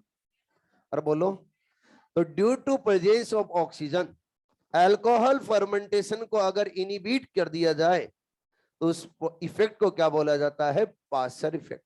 क्या बोला जाता है? Passer effect. अब ये पासर इफेक्ट क्यों बना? क्योंकि ईस्ट ईस्ट क्या होता है? फैकल्टेटिव एनारोबिक, यानी उसका मेन रेस्पिरेशन का टाइप क्या है? एरोबिक। तो जब भी उसको ऑक्सीजन मिलती है तो वो एरोबिक रेस्पिरेशन करेगा, और जब एरोबिक रेस्पिरेशन करेगा तो बच्चों एटीपी कितने मिलेंगे? 36 या फिर 38, और जो फूड होगा उसको किसके अंदर कन्वर्ट कर देगा? कार्बन डाइऑक्साइड एंड वाटर में। लेकिन जब एनारोबिक रेस्पिरेशन करता है तो ऑक्सीजन के एब्सेंस में, और ऑक्सीजन के एब्सेंस में करेगा तो क्या बनाएगा? इथेनॉल एंड कार्बन डाइऑक्साइड, और एटीपी कितने बनाएगा? ओनली 2। ठीक है, तो अल्कोहल फर्मेंटेशन को अगर इनहिबिट कर दिया जाए ऑक्सीजन से तो इस इफेक्ट को क्या बोला जाता है? Passer effect. आगे लास्ट एंड फाइनल आता है बच्चों, वो आता है रेस्पिरेटरी क्वेसेंट, जिसको प्यार से क्या बोला जाता है? आरक्यू। क्या बोला जाता है? आरक्यू। आरक्यू के बारे में समझते हैं।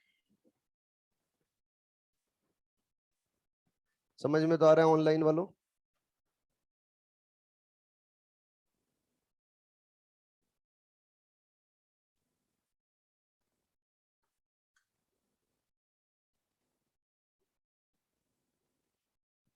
ठीक है, सारे स्टेप याद नहीं रखने। जहां जहां पे NADH2 FADH2 ATP फॉर्म हो रहे हैं वो स्टेप याद रखनी है, जहां पे ATP कंज्यूम हो रहे हैं वो स्टेप याद रखनी है, जहां पे डी कार्बोक्सिलेशन हो रहा है वो स्टेप याद रखनी है।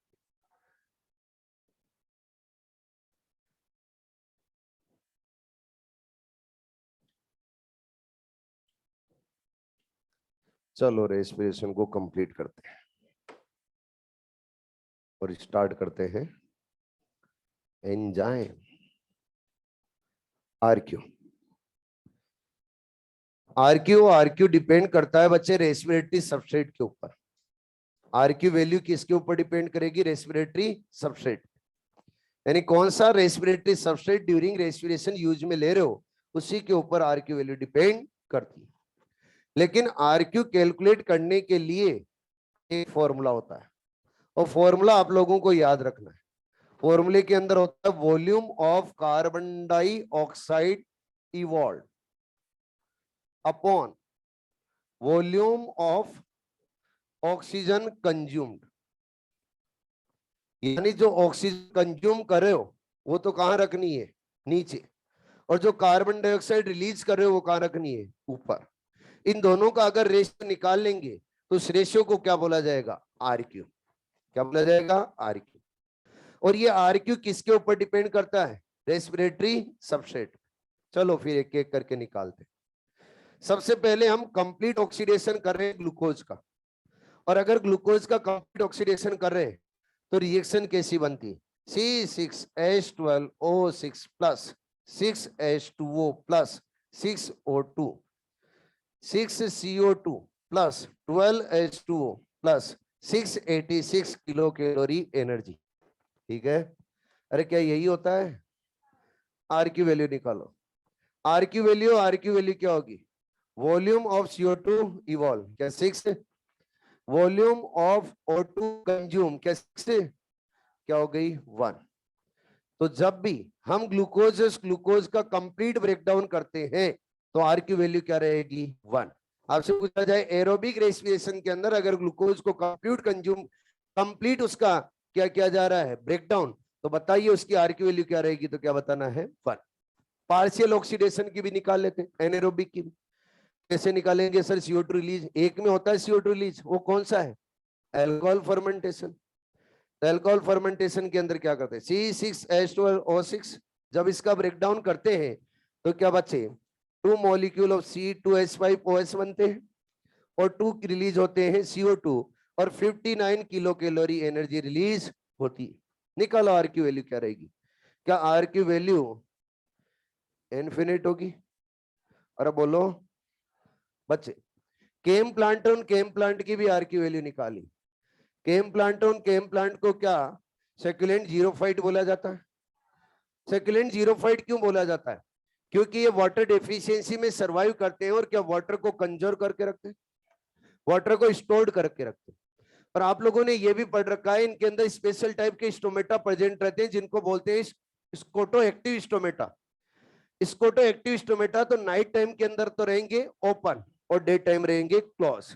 अगर बच्चों डे टाइम में क्लोज है तो ऑक्सीजन की अवेलेबिलिटी हाई होगी या लो होगी? ऑक्सीजन की अवेलेबिलिटी डे टाइम में इनके अंदर हाई होगी या लो होगी? स्टोमेटा क्या है? क्लोज। स्टोमेटा क्या है? क्लोज। तो ऑक्सीजन अवेलेबिलिटी डे टाइम में मोर रहेगी या लेस रहेगी? लेस। अगर लेस रहेगी तो क्या होगा? C6H12O6 इसके 2 मॉलिक्यूल ले रहे, 3O2 यूज में आ रहे हैं। क्यों? क्योंकि ऑक्सीजन की अवेलेबिलिटी क्या है? कम। तो फिर आगे क्या बनेगा? आगे बनेगा बच्चे मैलिक एसिड। और इस मैलिक एसिड के मॉलिक्यूल कितने बनते हैं? 2। मैलिक एसिड के 2 मॉलिक्यूल बनेंगे, सॉरी 3 मॉलिक्यूल बनेंगे। और साथ में ही बच्चे 3H2O रिलीज होंगे। और क्या रिलीज होगी? एनर्जी। बताओ क्या CO2 रिलीज हुआ? नहीं। तो इसकी आर की वैल्यू क्या होगी बताओ जरा? 0। आर की वैल्यू क्या होगी? 0। क्वेश्चन कैसा आता है? आपसे डायरेक्ट ये नहीं पूछेगा कि केम प्लांट का आर की वैल्यू क्या होता है, बता दोगे आप ऐसे पूछेगा तो? सक्यूलेंट जीरोफाइट प्लांट है उनका आर की वैल्यू क्या होता है? आराम से बता दोगे आप, 0 होता है। ठीक है, लेकिन क्वेश्चन कैसे पूछता है वो बताता हूं। वो प्लांट जिनके अंदर एसिडस एसिड को स्टोर किया जाता है, वो प्लांट जिनके अंदर एसिडस एसिड को स्टोर किया जाता है, उन प्लांट की आर की वैल्यू बताइए। 0। एसिड को क्या ये स्टोर करते हैं? कब करते हैं? क्या ड्यूरिंग नाइट टाइम? और ड्यूरिंग नाइट टाइम जब एसिड को स्टोर करते हैं तो क्या वैक्यूल के इनसाइड करते हैं? अरे बोलो, केम पाथवे के अंदर बताया था नहीं बताया था आपको? तो आपको याद रखना है कि जब भी जो प्लांट एसिडस एसिड को स्टोर करें और फिर उनके अंदर डे टाइम में जब रेस्पिरेशन चलता है तो ऑक्सीजन अवेलेबिलिटी क्या रहेगी? कम। उसकी वजह से उनकी आर की वैल्यू क्या हो जाएगी? 0। ठीक है जी, आगे पॉइंट आता है कि आर की वैल्यू लेस देन 1 किसकी होगी और मोर देन 1 किसकी होगी? आप फॉर्मूला देख के आइडेंटिफाइड कर सकते हो कि लेस देन 1 किसकी होगी, मोर देन 1 किसकी होगी। सो मत ऊपर देखो सारे, नींद निकालने हैं सुबह सुबह खर्राटे में। फिर से बोल रहा हूं, मैं ये समझाने जा रहा हूं कि आर की वैल्यू लेस देन 1 किसकी होगी, मोर देन 1 किसकी होगी। आप फॉर्मूला देख के बता सकते हो, डेटा तो नहीं बता सकते, लेकिन ये बता सकते हो कि मोर देन 1 है या फिर लेस देन 1 है। अगर बच्चों किसी फॉर्मूले के अंदर कार्बन एंड ऑक्सीजन के नंबर इक्वल होंगे, फॉर्मूले के अंदर अगर कार्बन एंड ऑक्सीजन के नंबर इक्वल होंगे तो बाहर से ऑक्सीजन भी उतनी चाहिए होगी जितनी उस फॉर्मूले के अंदर ऑक्सीजन है। अगर उतनी चाहिए होगी तो मैं बोलूंगा कार्बन के इक्वली क्या चाहिए होगी? ऑक्सीजन। तो आर की वैल्यू क्या हो जाएगी? 1। क्या हो जाएगी? 1। एवं को नहीं समझ में आया? सुनो, मैंने बोला है अगर फॉर्मूले के अंदर कार्बन एंड ऑक्सीजन के नंबर क्या होंगे? सेम। तो कार्बन के इक्वल ही बाहर से ऑक्सीजन चाहिए होगी। तो क्या बाहर से जो ऑक्सीजन लिए हो क्या 6 ही लिए? और बच्चों इसके अंदर कार्बन भी कितने हैं? 6। तो कितने CO2 रिलीज होंगे? 6। अगर 6 CO2 रिलीज हो रहे हैं और 6 CO2 यूज में ले रहे तो आर की वैल्यू क्या हो जाएगी? 1। ठीक है जी, अगला। अगर बच्चों कार्बन उस कार्बन के कंपैरिजन में ऑक्सीजन के नंबर ज्यादा है, कार्बन के कंपैरिजन में ऑक्सीजन के नंबर क्या है? ज्यादा। तो क्या एक्सटर्नली जो हम ऑक्सीजन लेते हैं उसकी रिक्वायरमेंट हाई रहेगी, डिमांड हाई रहेगी या लो रहेगी? लो। अगर लो रहेगी तो आर की वैल्यू मोर देन 1 या लेस देन 1? More than 1। अरे क्या हो जाएगी? More than 1। ऑक्सीजन तो क्या हो जाएंगे कार्बन के कंपैरिजन में बाहर से ले रहे हैं वो कम। तो बताओ कार्बन डाइऑक्साइड के नंबर क्या होंगे? ज्यादा।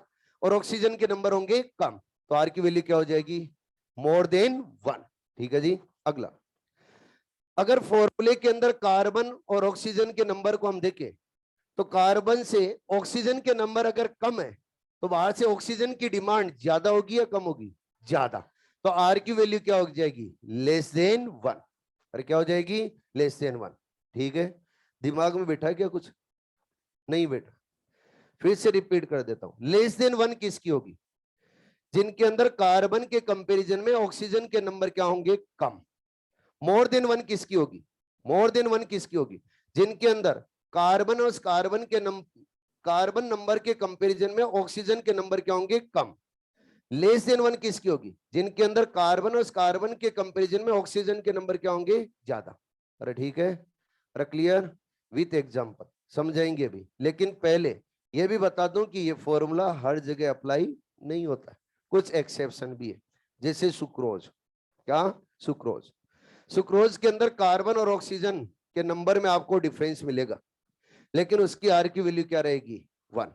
अरे ठीक है, उसके बाद में जब आप आगे देखोगे तो एक मिलेगा सक्सिनाइल, सक्सिनिक एसिड। उस सक्सिनिक एसिड के अंदर भी आप देखोगे तो आर की वैल्यू उसकी 1 होनी चाहिए, लेकिन मोर देन 1 है। क्या बच्चे? More than 1। लेकिन मैक्सिमम पॉइंट के ऊपर ये फॉर्मूला अप्लाई होता है। अगर मैक्सिमम पॉइंट के ऊपर फॉर्मूला अप्लाई होता है तो देखते हैं। सबसे पहले देख रहे हैं आर की वैल्यू लेस देन 1। मॉड्यूल खोलिए अपना। लेस देन 1 आर की वैल्यू किसकी होती है बच्चे? लिपिड्स की।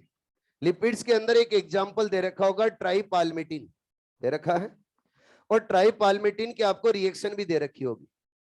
ट्राइपाल्मिटिन का फॉर्मूला देखो आप, कार्बन के कंपैरिजन में ऑक्सीजन के नंबर क्या है? कम। अगर कार्बन के कंपैरिजन में ऑक्सीजन के नंबर कम है तो बताओ बाहर से जो ऑक्सीजन की डिमांड हाई होगी या लो होगी? हाई। तो बताओ आर की वैल्यू लेस देन 1 या मोर देन 1? Less than 1। और जब इसके बच्चों हम रिएक्शन से निकालते हैं आर की वैल्यू तो 0.7 आती है। कितनी आती है? 0.7। जो आपके मॉड्यूल के अंदर रिएक्शन दे रखी है ट्राइपाल्मिटिन की, ये मॉड्यूल में नहीं है, एनसीईआरटी में भी है। और जब एनसीईआरटी के अंदर भी ये रिएक्शन देखते हो तो आप लोगों को कार्बन डाइऑक्साइड के नंबर तो मिलेंगे 102, यही दिए हुए, और बोलो, और ऑक्सीजन के नंबर मिलेंगे आपको 145। तो आर की वैल्यू कितनी हो जाती है? 0.7। तो लिपिड्स और लिपिड्स और फैट की आर की वैल्यू कितनी रहेगी? 0.7। अगला प्रोटीन। प्रोटीन और प्रोटीन की आर की वैल्यू होती है वो रहेगी बच्चे 0.8 टू 0.9। कितनी रहेगी? 0.8 टू 0.9। सीधा लर्न करके रखना इनको।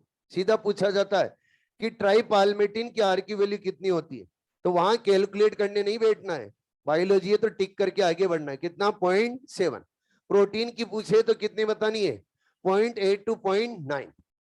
अब बच्चों अगर हम मिक्स डाइट ले रहे, मिक्स डाइट का मतलब क्या है? मिक्स डाइट का मतलब है मिक्स सब कुछ। अगर बच्चे प्रोटीन फेट और प्रोटीन फेट और कार्बोहाइड्रेट तीनों ले रहे हैं, और तीनों ले रहे हैं तो हम तो तीनों ही लेते हैं। मिक्स डाइट, उस मिक्स डाइट की आर की वैल्यू कितनी होती है? Less than 1। कहने का मतलब क्या है? डाइट की नहीं है, जब वो रेस्पिरेटरी सबस्ट्रेट जाएगा बॉडी में तो तीनों का साइमल्टेनियसली क्या होता है? ऑक्सीडेशन। जब तीनों का साइमल्टेनियसली ऑक्सीडेशन होता है तो आर की वैल्यू कितनी हो जाती है? Less than 1। क्यों हो जाती है? आप सभी को मैंने बता रखा है कि फैट और जो प्रोटीन है वो प्योरली ऑक्सीडाइज नहीं होते। फैट और प्रोटीन पहले अपने इंटरमीडिएट में कन्वर्ट होते हैं, और इंटरमीडिएट में कन्वर्ट होते हैं तो क्या कार्बोहाइड्रेट के इंटरमीडिएट में कन्वर्ट होते हैं, और फिर उनका जाके क्या होता है? Complete oxidation. जब ये फैट और प्रोटीन पहले कार्बोहाइड्रेट में कन्वर्ट होंगे तो ऑक्सीजन की डिमांड क्या रहेगी बच्चे? बहुत ज्यादा। अगर ऑक्सीजन की डिमांड बहुत ज्यादा हो गई तो बताओ आर की वैल्यू लेस देन 1 या मोर देन 1? Less than 1। ठीक है, अगला point, germinating fatty seed, very very important. Germinating fatty seed, on germinating fatty seed की आर की वैल्यू कितनी होगी? ये क्वेश्चन पूछा गया है। ऊपर देखो सारे, फैटी सीड की बात कर रहा हूं तो fatty seed, on fatty seed के अंदर क्या स्टोर्ड रहता है? फैटी एसिड, जानते हो। अब उनको हम जर्मिनेट करवाते हैं तो क्या होगा? जब भी जर्मिनेशन स्टार्ट करेंगे किसी भी सीड का तो उसके अंदर रेस्पिरेशन स्टार्ट होगा, और रेस्पिरेशन स्टार्ट होगा तो फूड के जो सीड और सीड के इनसाइड फूड स्टोर्ड है उसका क्या होगा? ब्रेकडाउन। लेकिन बच्चों फैटी एसिड से डायरेक्टली हम रेस्पिरेशन स्टार्ट नहीं कर सकते, और जो फैटी सीड है उन फैटी सीड के अंदर क्या भरा हुआ है? फैटी एसिड, कार्बोहाइड्रेट नहीं है।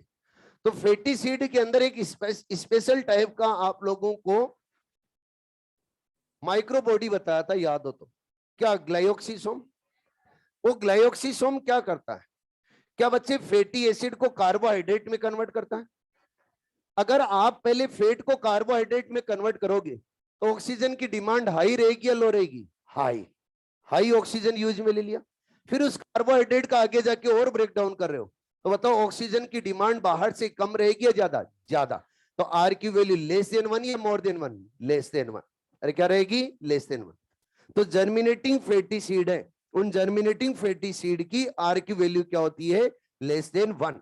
क्यों? क्योंकि पहले फैट और फैट को कार्बोहाइड्रेट में कन्वर्ट करते हैं तो ऑक्सीजन की डिमांड क्या रहती है? हाई। अगर हाई रहेगी तो आर की वैल्यू क्या हो जाएगी? Less than 1।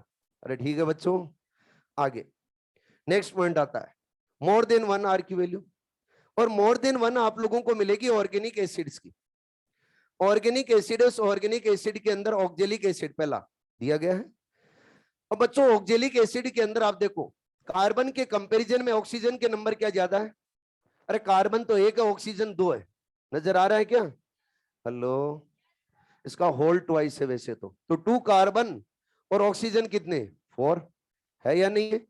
तो कार्बन के कंपैरिजन में ऑक्सीजन ज्यादा, तो डिमांड ऑक्सीजन की कम होगी या ज्यादा होगी? कम। तो आर की वैल्यू क्या हो जाएगी? More than 1। और इसकी आर की वैल्यू कितनी होती है? 4। अरे कितनी होती है? 4। उसके बाद में आगे आप लोगों को एक और दे रखा होगा मेलिक एसिड। मेलिक एसिड दे रखा है। मेलिक एसिड, इस मेलिक एसिड की आर की वैल्यू और इसका फॉर्मूला देखेंगे तो फॉर्मूले देखो, क्या कार्बन के नंबर 4 और ऑक्सीजन के नंबर 5। तो कार्बन के कंपैरिजन में ऑक्सीजन के नंबर ज्यादा, तो बाहर से ऑक्सीजन की डिमांड कम या ज्यादा? कम। तो आर की वैल्यू क्या रहेगी?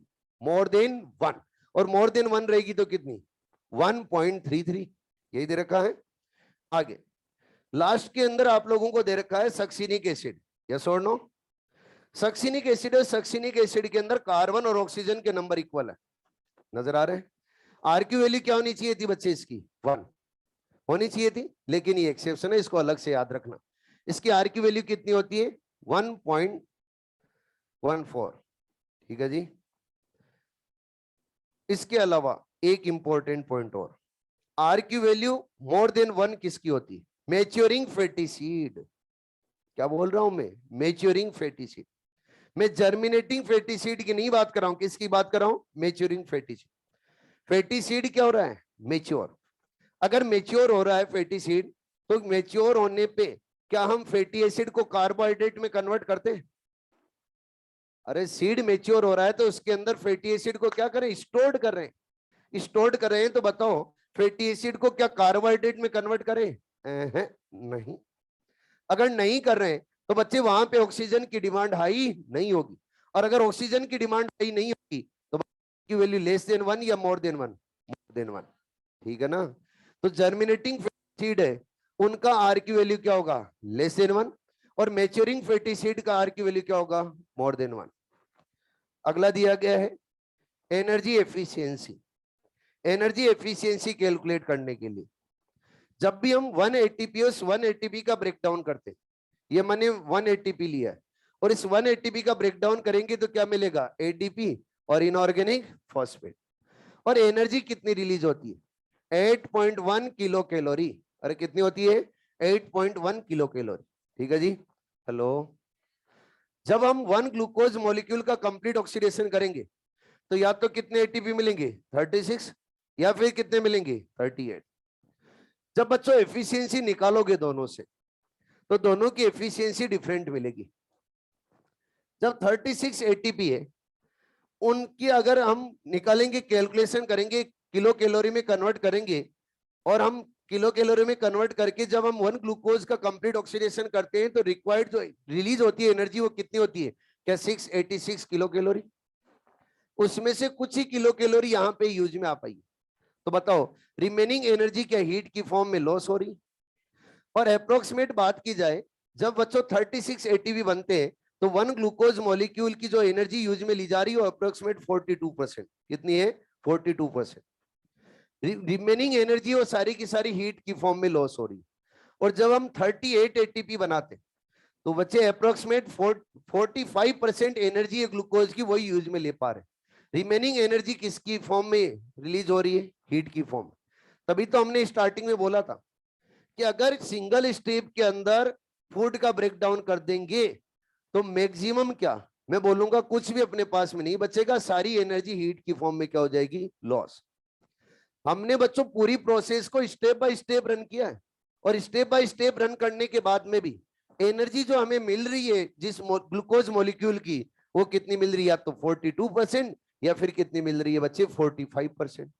रिमेनिंग एनर्जी हीट की फॉर्म में लॉस हो रही है। मतलब स्टेप बाय स्टेप प्रोसेस को रन करने के बाद में भी एनर्जी का क्या होता है, लॉस। तो फिर सिंगल स्टेप के अंदर तो कभी भी कंप्लीट नहीं कर सकते। ठीक है जी। रेस्पिरेशन क्या होता है, खत्म नहीं, कंप्लीट, खत्म कर रहे हैं।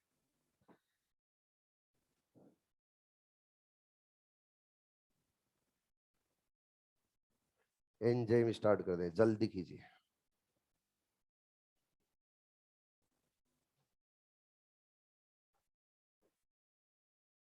हाँ, एनसीईआरटी निकालिए, पेज नंबर 232,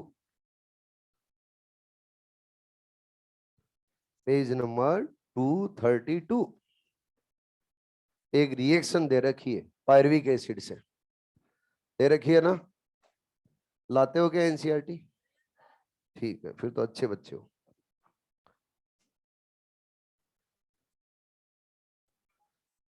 ऑनलाइन वालों ने खरीद तो रखी है एनसीईआरटी।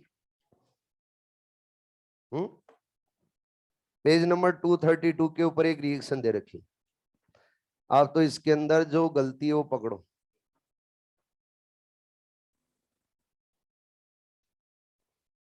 पकड़ो, देखें, जल्दी बताओ।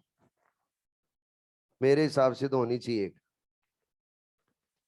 NaDH2 की क्या गलती है बताओ मुझे, नहीं होने चाहिए। पायरुविक एसिड का कंप्लीट ऑक्सीडेशन कर रहे हैं बच्चे, पायरुविक एसिड से एक ही स्टेप थोड़ी चला रहे हैं, कंप्लीट ऑक्सीडेशन। तो पायरुविक एसिड से लिंक रिएक्शन भी चलेगी, और क्या, क्रेब्स साइकिल भी। तो क्या 4 NaDH2 बनेंगे नहीं बनेंगे? 1 तो कहाँ, लिंक रिएक्शन, 3 कहाँ, क्रेब्स साइकिल। 1 FADH2 बनेगा, ये भी सही है। 1 ATP बन जाएगा, ये भी सही है। गलत क्या है, वाटर। अरे वाटर, जब हम क्रेब साइकिल का एक टर्न कंप्लीट करते हैं तो 3 वाटर मॉलिक्यूल के यूज में लेते हैं। अरे बोलो, क्या हम लिंक रिएक्शन के अंदर वाटर मॉलिक्यूल का यूज करते हैं? नहीं। एसिटाइल कोएंजाइम ए बना देते हैं, फिर एसिटाइल कोएंजाइम ए से क्रेब साइकिल रन करते हैं। 1 टर्न के अंदर कितने वाटर मॉलिक्यूल यूज में आते हैं? 3। लेकिन यहाँ पे कितने लिख रखे, 2। करो 3।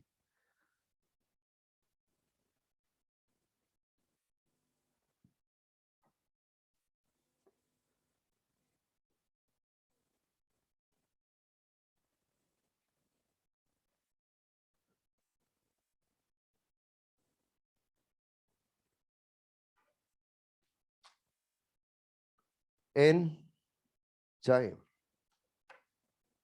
क्या है, एंजाइम। एन का मतलब होता है इन, और जाइम का मतलब यहां पे होता है ईस्ट। जाइम नहीं होता है, क्या होता है, ईस्ट, इन ईस्ट। बच्चों, जब एंजाइम, उस एंजाइम की डिस्कवरी हुई थी, तो सबसे पहले एंजाइम को डिस्कवर किया था, आइसोलेट किया था ईस्ट से, इसलिए इनको नाम क्या दिया गया है, एंजाइम। एंजाइम के लिए कुछ पॉइंट बता रहा हूं आपको, इधर ही ध्यान रखेंगे सारे। एंजाइम है, उन एंजाइम में बोले कि ऑलमोस्ट एंजाइम्स आर प्रोटीन। क्या बोला जाता है, ऑलमोस्ट एंजाइम्स आर प्रोटीन। यानी ऑलमोस्ट एंजाइम किससे बने होते हैं, प्रोटीन से। ऑलमोस्ट एंजाइम प्रोटीन से बने होते हैं, लेकिन कुछ एंजाइम है वो बच्चे अदर देन प्रोटीन से बने होते हैं। और वो अदर देन प्रोटीन से बने होते हैं तो किससे, न्यूक्लिक एसिड से। और न्यूक्लिक एसिड के बेस्ट एग्जांपल क्या है, RNA DNA। नाम सुना आपने? अब बच्चों, अगर न्यूक्लिक एसिड है, उस न्यूक्लिक एसिड से अगर एंजाइम बन रहा है तो उस एंजाइम को बोला जाता है राइबोजाइम। क्या बोला जाता है, राइबोजाइम। तो एग्जाम में क्वेश्चन पूछा गया, क्वेश्चन में यह बोला गया है अदर देन प्रोटीन से बने हुए एंजाइम को क्या बोला जाएगा, राइबोजाइम। न्यूक्लिक एसिड से बनने हुए एंजाइम को क्या बोला जाएगा? राइबोजाइम। आरएनए से बने हुए एंजाइम को क्या बोला जाएगा? राइबोजाइम। ये पूछ लिया सर, आउट ऑफ सिलेबस आ गए। अरे न्यूक्लिक एसिड ही तो आरएनए है। ठीक है, आगे बच्चों, आप लोगों को मैंने राइबोजाइम के कुछ एग्जाम्पल भी बताए थे। एक तो राइबोसोम में बताया था, क्या पेप्टिडाइल ट्रांसफरेज, और बोलो पेप्टिडाइल ट्रांसफरेज है वो बच्चे आरआरएनए से बनता है। बनता है नहीं बनता है? 23S आरआरएनए बनाता है, 28S आरआरएनए बनाता है। तो ये पेप्टिडाइल ट्रांसफरेज किसका एग्जांपल है? राइबोजाइम का। इसके अलावा जब आपने क्रोमोसोम पढ़ा था तो वहां पर एक एंजाइम पढ़ा था टीलोमरेज, नाम सुना है? टीलोमरेज वो भी किससे बनता है? आरएनए से। अगर आरएनए से बन रहा है तो वो भी किसका एग्जांपल है बच्चे? राइबोजाइम का। अरे ठीक है, सबसे पहले एंजाइम की डिस्कवरी के बारे में बात करते हैं। डिस्कवरी के बारे में बात करें तो बच्चों एक साइंटिस्ट है जिनका नाम है बुकनर। क्या नाम है? बुकनर। बुकनर साइंटिस्ट ने सबसे पहले ईस्ट से एक एंजाइम को आइसोलेट किया और इस एंजाइम का नाम बच्चे जाइमेज। क्या नाम है? जाइमेज। तो आपसे एग्जाम में क्वेश्चन पूछा जाएगा कि जाइमेज एंजाइम किससे आइसोलेट किया गया है? ईस्ट से। बच्चों एक साइंटिस्ट है जिनका नाम है कोहने। कोहने साइंटिस्ट ने बच्चे यहां पे टर्म दी और वो टर्म कौन सी दी थी? एंजाइम। यानी एंजाइम टर्म देने वाले साइंटिस्ट कौन थे? कोहने। आगे बच्चों एक साइंटिस्ट है जिनका नाम है जेबी समनर। अगर जेबी समनर के बारे में बात की जाए तो जेबी समनर ने सबसे पहले एंजाइम को क्रिस्टलाइज और प्यूरिफाई किया था। तो क्रिस्टलाइज और प्यूरिफाइंग करने वाले एंजाइम्स को थे वो कौन थे? जेबी समनर। और उन्होंने किससे किया था? एक प्लांट से। उस प्लांट का नाम बच्चे लोबिया प्लांट। क्या नाम है? लोबिया प्लांट। लोबिया प्लांट या फिर क्या बोल सकते हैं बच्चे? जैकबीन। क्या बोल सकते हैं? जैकबीन। इस प्लांट से सबसे पहले एंजाइम को प्यूरिफाई किया गया, क्रिस्टलाइज किया गया और इस एंजाइम का नाम है यूरिएज। क्या नाम है? यूरिएज। तो यूरिएज एंजाइम है, यूरिएज एंजाइम इससे क्रिस्टलाइन किया गया है। क्या बच्चे? लोबिया प्लांट से। जाइमेज एंजाइम किससे क्रिस्टलाइज, किससे आइसोलेट किया गया? सॉरी, किससे आइसोलेट किया गया है? इससे। ठीक है जी। बच्चों कुछ आप लोगों को राइबोजाइम के एग्जांपल मिलेंगे, राइबोजाइम के एग्जांपल मिलेंगे और राइबोजाइम के एग्जांपल के अंदर L19 आरएनएज। क्या दिया हुआ है? L19 RNase. L19 जो आरएनएज है उसके बारे में एक साइंटिस्ट ने बताया था, जिन साइंटिस्ट का नाम है टीकेच। टीकेच ने बच्चे L19 आरएनएज राइबोजाइम को आइसोलेट किया था प्रोटोजोवन से, और प्रोटोजोवन, उस प्रोटोजोवन का नाम है टेट्राहाइमिना थर्मोफिलिया। क्या नाम है? टेट्राहाइमिना थर्मोफिलिया। उसके बाद में एक साइंटिस्ट रहे थे जिनका नाम है अल्टमान। उस अल्टमान ने आरएनएज पी राइबोजाइम है वो बच्चा आइसोलेट किया था और प्रोकैरियोटिक सेल से किया था। किससे किया था? प्रोकैरियोटिक सेल से। ठीक है जी। हम पढ़ने जा रहे हैं एंजाइम के कैरेक्टर्स। क्या पढ़ने जा रहे हैं? एंजाइम के कैरेक्टर्स। ऊपर देखो सारे एंजाइम्स है, उन एंजाइम्स को बोला जाता है बायोकैटालिस्ट। क्या बोला जाता है? बायोकैटालिस्ट। आप बोलोगे ये बायोकैटालिस्ट क्या होते हैं? वो सब्सटेंस होते हैं जो रिएक्शन और उस रिएक्शन की रेट को बच्चे क्या करते थे? इंक्रीज। यानी वो सब्सटेंस जो रिएक्शन की रेट को इंक्रीज कर दे, या फिर मैं बोलूं बहुत ही फास्ट कर दे, उस सब्सटेंस को क्या बोला जाता है? बायोकैटालिस्ट। बायो का मतलब है लिविंग सिस्टम में यूज में आने वाला कैटालिस्ट। बच्चों कई बार आप लोगों ने देखा होगा रिएक्शन चलती है धीरे धीरे लेकिन एकदम से ही फिर वो स्पीड पकड़ती है। इसका बेस्ट एग्जांपल, दो जने आपस में लड़ते हैं, लड़के वो अगर शांत हो गए तो शांति हो जाती है, लेकिन फिर एक कैटालिस्ट आता है, वो पड़ोसी को बोलता है क्या हुआ, फिर वो पूरी कहानी बताता है। फिर उसको बदले में कैटालिस्ट क्या बोलता है? अगर मेरे को ये बोल देता तो मैं उसका मुंह तोड़ देता, कुछ नहीं कर पाया। तो फिर दूसरे वाले से बोलता कि क्या हुआ, तो पूरी कहानी बताएगा। फिर वो बोलेगा मेरे को ये बोल देता वो, तो उसको मैं यहीं का यहीं निपटा डालता। तो फिर दोनों वापस क्या हो जाते हैं? एक्टिवेट। और जो लड़ाई है क्या उसकी स्पीड बढ़ती है? बढ़ती नहीं बढ़ती है? अब जो बीच के अंदर यहां पे आया उसने क्या रिएक्शन और उस रिएक्शन को इंक्रीज किया है, डिक्रीज किया है? इंक्रीज। यानी रिएक्शन और उस रिएक्शन की रेट को क्या कर दिया है? इंक्रीज। तो मैं बोलूंगा वो क्या है? कैटालिस्ट। ऐसे ही बच्चों अपनी बॉडी के अंदर मेनी बायोकेमिकल रिएक्शन चलती रहती है। उन मेनी बायोकेमिकल रिएक्शन को रन करने के लिए कैटालिस्ट प्रेजेंट रहते हैं। उन कैटालिस्ट को क्या बोला जाता है? Bio catalyst. और बायो कैटालिस्ट क्या होते हैं? एंजाइम्स। क्या होते हैं बच्चे? एंजाइम्स। मैंने बोला है एंजाइम्स है, वो एंजाइम्स ऑलमोस्ट प्रोटीन है। यानी ऑलमोस्ट एंजाइम किससे बने हुए हैं? प्रोटीन से। तो हम बोलेंगे ऑलमोस्ट एंजाइम्स आर प्रोटीन। तो आपके सामने दो स्टेटमेंट आएंगे। उन दोनों स्टेटमेंट में से आपको आइडेंटिफाइड करना आना चाहिए कि कौन सा राइट है और कौन सा रॉन्ग है। बोल रहा हूं आपके सामने, आपको चूज करना है। तैयार हो?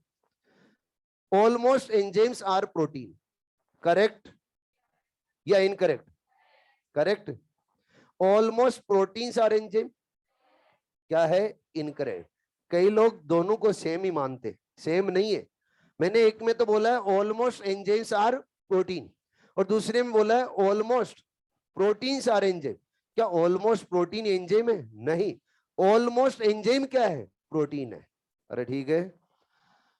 अब हमने बोला कि ये जो एंजाइम है वो एंजाइम किसकी तरह वर्क करते हैं? बायोकैटालिस्ट। किसकी तरह वर्क करते हैं बच्चे? बायोकैटालिस्ट। जब ये बायोकैटालिस्ट की तरह वर्क करते हैं तो ये किससे बने हुए? मैक्सिमम प्रोटीन से। अरे किससे बने हुए हैं? प्रोटीन से। प्रोटीन से बने हुए हो, और जब भी इन बायोकैटालिस्ट को लो टेम्परेचर दिया जाता है, क्या दिया जाता है बच्चे? Low temperature. तो लो टेम्परेचर के ऊपर ये बायोकैटालिस्ट होते हैं इनएक्टिव। क्या रहते हैं बच्चे? इनएक्टिव। इनएक्टिव रहते हैं, बिल्कुल भी काम नहीं करेंगे। लेकिन बच्चों अगर टेम्परेचर उस टेम्परेचर को बढ़ा दिया जाए और टेम्परेचर उतना कर दिया जाए जितना इनको मैक्सिमम एक्टिविटी शो करने के लिए रिक्वायर्ड है, तो उस टेम्परेचर को क्या बोलेंगे? Optimum temperature. अरे क्या बोलेंगे बच्चे? Optimum temperature. तो ऑप्टिमम टेम्परेचर के ऊपर क्या वो एक्टिविटी शो करेंगे? अरे बोलो। और एक्टिविटी शो करेंगे, वो मैक्सिमम होगी या मिनिमम होगी? मैक्सिमम। फिर हमने बच्चों टेम्परेचर और टेम्परेचर को और इंक्रीज कर दिया। जब हम और इंक्रीज करें तो टेम्परेचर क्या हाई कर रहे हैं? अरे बोलो। और हाई टेम्परेचर कर देंगे तो आप जानते हो एंजाइम्स किससे बने होते हैं? प्रोटीन से। और प्रोटीन का हाई टेम्परेचर पे क्या हो जाता है? क्या? डीनेचुरेशन। तो एंजाइम का भी क्या हो जाएगा? डीनेचुरेशन। समझ में तो आ रहा है क्या? अब बच्चों अगर हाई टेम्परेचर कर दिया और हम वापिस टेम्परेचर को कर रहे हैं कम, वापिस टेम्परेचर को क्या कर रहे हैं? कम, तो क्या एंजाइम और एंजाइम क्या अपनी ऑप्टिमम एक्टिविटी शो करेंगे? कैसी बातें कर रहे हो? मैंने सबसे पहले टेम्परेचर को क्या कर दिया है? हाई, बहुत ज्यादा हाई कर दिया। प्रोटीन का क्या कर दिया? डीनेचुरेशन। क्या प्रोटीन के अंदर परमानेंट चेंजेज आ गए? अगर परमानेंट चेंजेज आ गए और टेम्परेचर हम कम कर रहे हैं और कम करते करते उसका ऑप्टिमम टेम्परेचर ले आए, तो क्या बच्चों वर्क करेगा? नहीं। क्यों नहीं करेगा? क्योंकि प्रोटीन के अंदर परमानेंट चेंजेस आ गए। अगर परमानेंट चेंजेस आ गए तो हाई टेम्परेचर से ऑप्टिमम टेम्परेचर की ओर फिर बच्चों प्रोसेस रन नहीं होगी। अगर बच्चे ऑप्टिमम टेम्परेचर से ऑप्टिमम टेम्परेचर से हम टेम्परेचर कर दे लो, तो क्या एंजाइम के अंदर परमानेंट चेंजेस आते हैं? नहीं। एंजाइम क्या हो जाएगा? इनएक्टिवेट। और इनएक्टिवेट हो जाएगा तो मैं बोलूंगा वर्क नहीं करेगा। लेकिन जिस दिन आप उसको उसका सूटेबल टेम्परेचर दोगे, क्या वापिस बच्चों एक्टिवेट हो जाएगा? अरे बोलो। तो जो बायोकैटालिस्ट होते हैं, बायोकैटालिस्ट को अगर हाई टेम्परेचर दे दिया जाए तो उनके अंदर परमानेंट चेंजेस आ जाते हैं, तो फ्यूचर के अंदर वो फर्दर फिर कभी भी वर्क नहीं करेंगे। लेकिन अगर लो टेम्परेचर देंगे तो वो इनएक्टिवेट हो जाते हैं। जब भी उनका उनका सूटेबल टेम्परेचर मिलता है उस दिन वापस क्या हो जाते हैं? एक्टिवेट। हेलो। जब बायोकैटालिस्ट रिएक्शन को रन करते हैं तो एक्चुअल में करते क्या है ये भी समझना है। एक एनसीईआरटी की ही बच्चों रिएक्शन है, उससे समझ लेते हैं।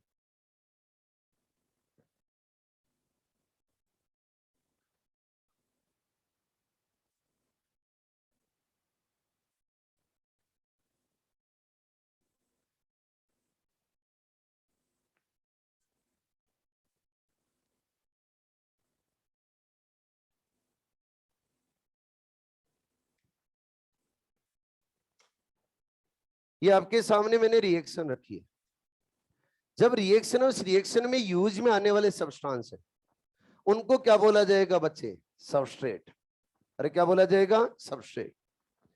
और जो फाइनली अब फॉर्म कर रहे हैं उनको क्या बोलेंगे बच्चे? प्रोडक्ट।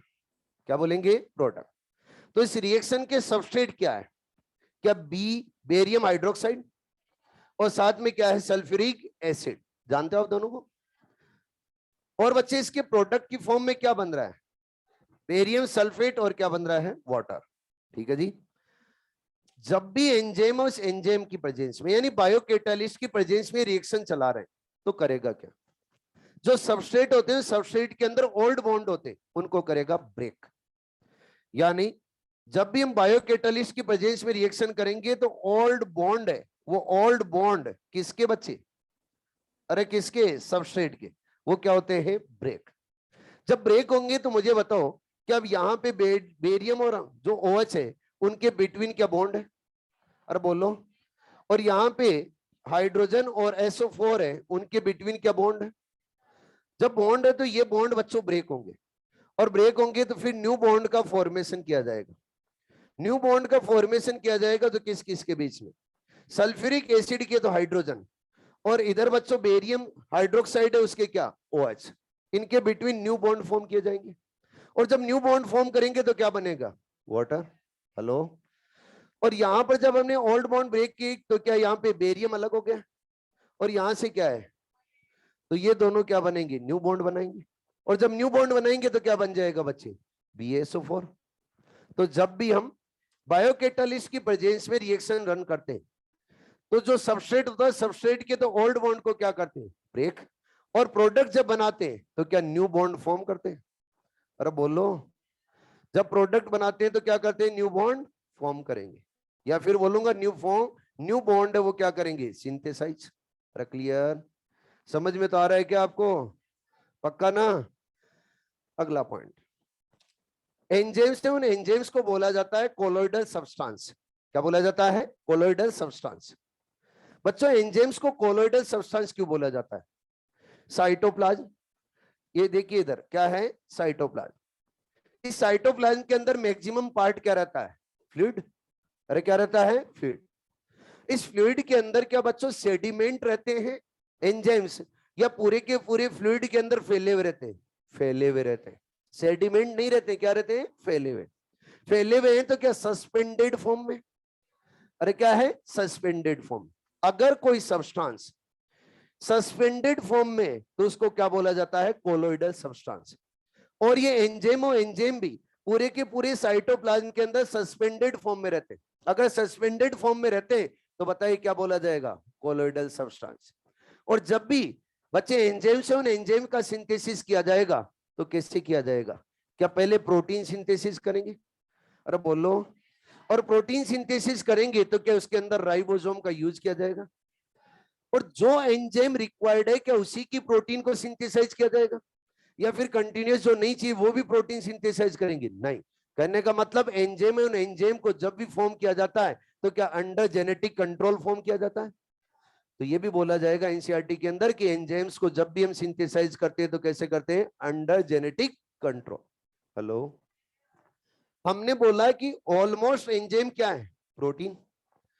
और ऑलमोस्ट एंजाइम प्रोटीन है, तो फिर क्वेश्चन ये बनता है कि एंजाइम्स कौन सी प्रोटीन की स्ट्रक्चर से बने होते हैं? जब आप स्ट्रक्चर पढ़ते हो प्रोटीन की तो 4 टाइप की स्ट्रक्चर होती है, primary, secondary, tertiary and quaternary. अरे यस और नो? पहले पढ़ चुके हो ना ये पॉइंट? कहां पे? बायोमोलिक्यूल में। फिर भी बता रहा हूं क्योंकि मुझे पता है क्या है हालत। देखो, लेनी है फोटो तो लो, नहीं फिर आगे बढ़ूंगा जल्दी। मेरी मुंह की तरफ मत ताको, पढ़ाऊंगा मैं आगे।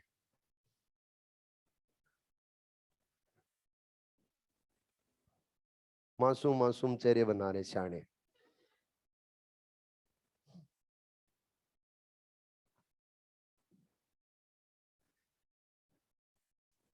ये पहले तो नहीं बनते मासूम चेहरे, 1 बजे के आसपास कैसे बनने लगते हैं? हैं? हाईली पोलीमॉर्फिक बन रहे हैं। चलो, जब एंजाइम की बात करें तो एंजाइम अच्छा कौन सा होगा? जिस एंजाइम के पास एक्टिव साइट हो। एक्टिव साइट क्या होती है? वो साइट जहां पर बच्चे सबस्ट्रेट बाइंड करते हैं और उस सबस्ट्रेट को कन्वर्ट करते हैं किसके अंदर? प्रोडक्ट में।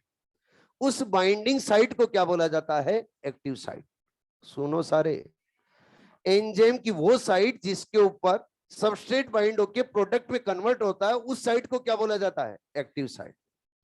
अगर बच्चों कोई प्रोटीन है और उस प्रोटीन के अंदर एक्टिव साइट ही नहीं है, तो क्या वो प्रोटीन एंजाइम बना सकती है? नहीं। तो सबसे पहले तो ये देखना पड़ेगा कि कौन सी स्ट्रक्चर के अंदर एक्टिव साइट बनती है और एक्टिव साइट बनेगी कैसे।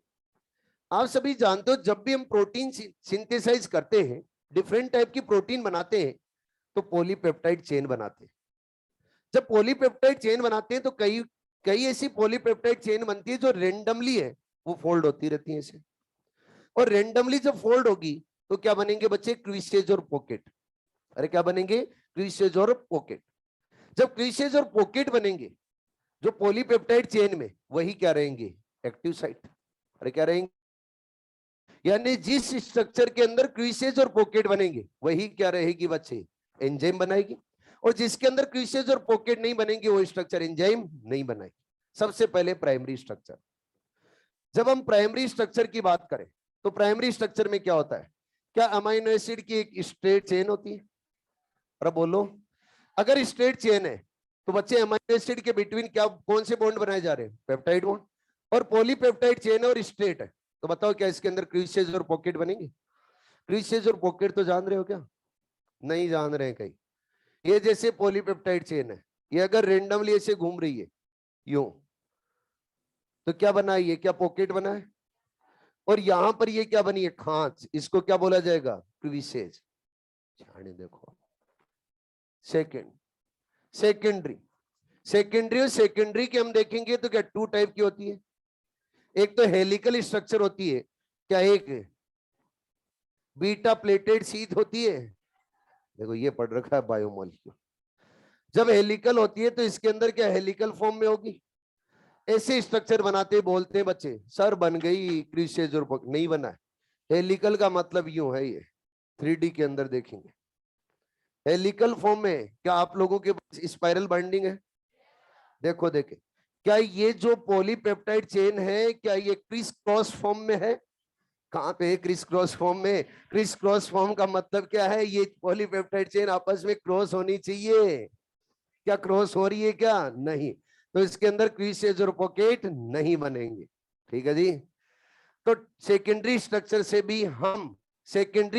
से भी हम एंजाइम नहीं बना पाएंगे क्योंकि इसके अंदर क्रीसेज और पॉकेट नहीं बनते।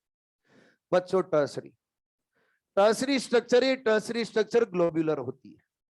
और बच्चों इसके अंदर पॉलीपेप्टाइड चेन है और polypeptide chain criss cross form में मिलती है। जब क्रिस क्रॉस फॉर्म में मिलती है तो बताइए क्या यहां पर मेनी क्रीसेज और पॉकेट बनेंगे? अगर मेनी क्रीसेज और पॉकेट बन रहे हैं तो बताओ कौन सी प्रोटीन से हम एंजाइम बनाएंगे? टर्सरी। क्योंकि टर्सरी स्ट्रक्चर के अंदर क्रीसेज और पॉकेट बन रहे हैं, वो किसका काम करेंगे? Active site.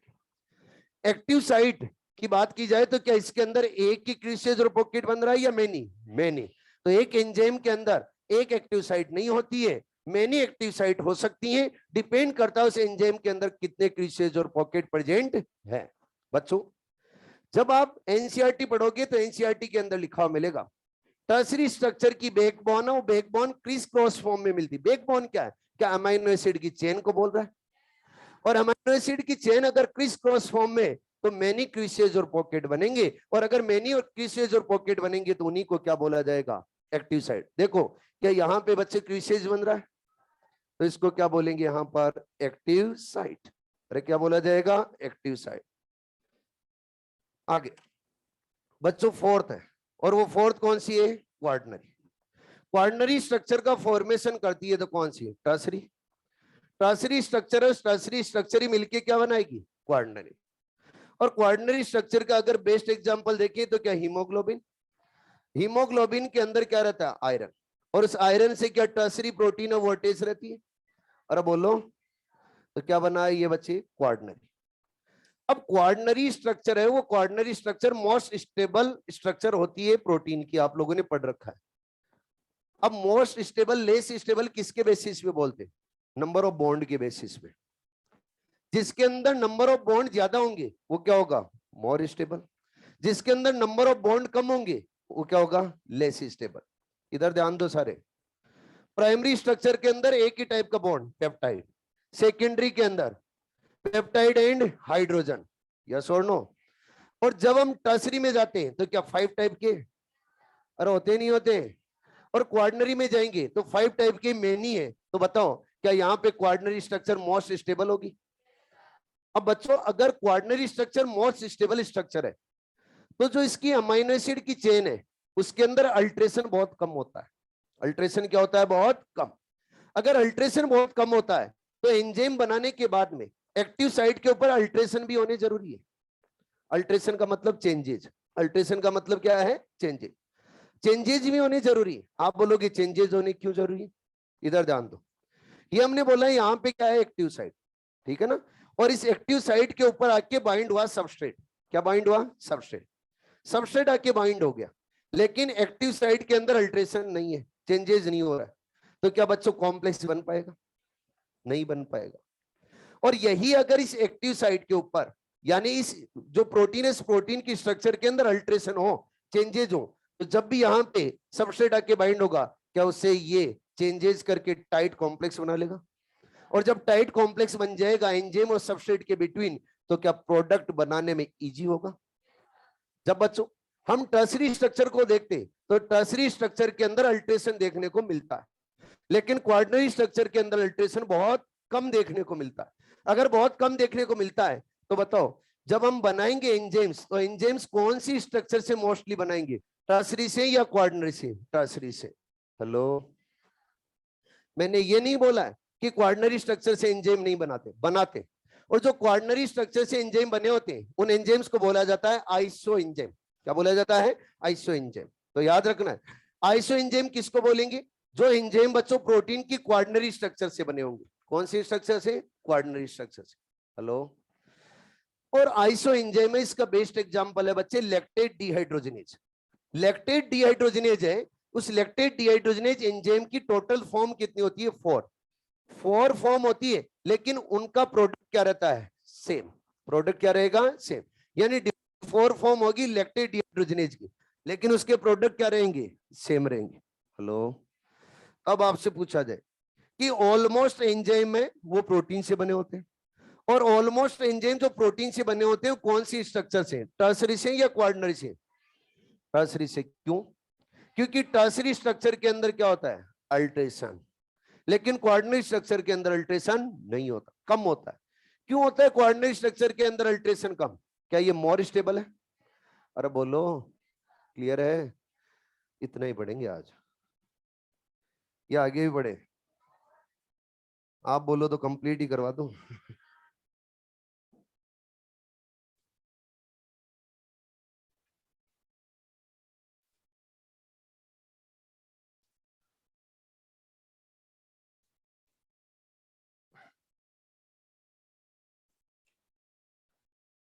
ऑनलाइन वाले समझ में आया बच्चों?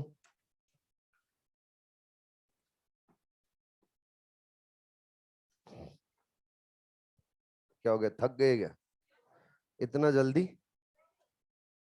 अभी तो सफर बहुत लंबा है।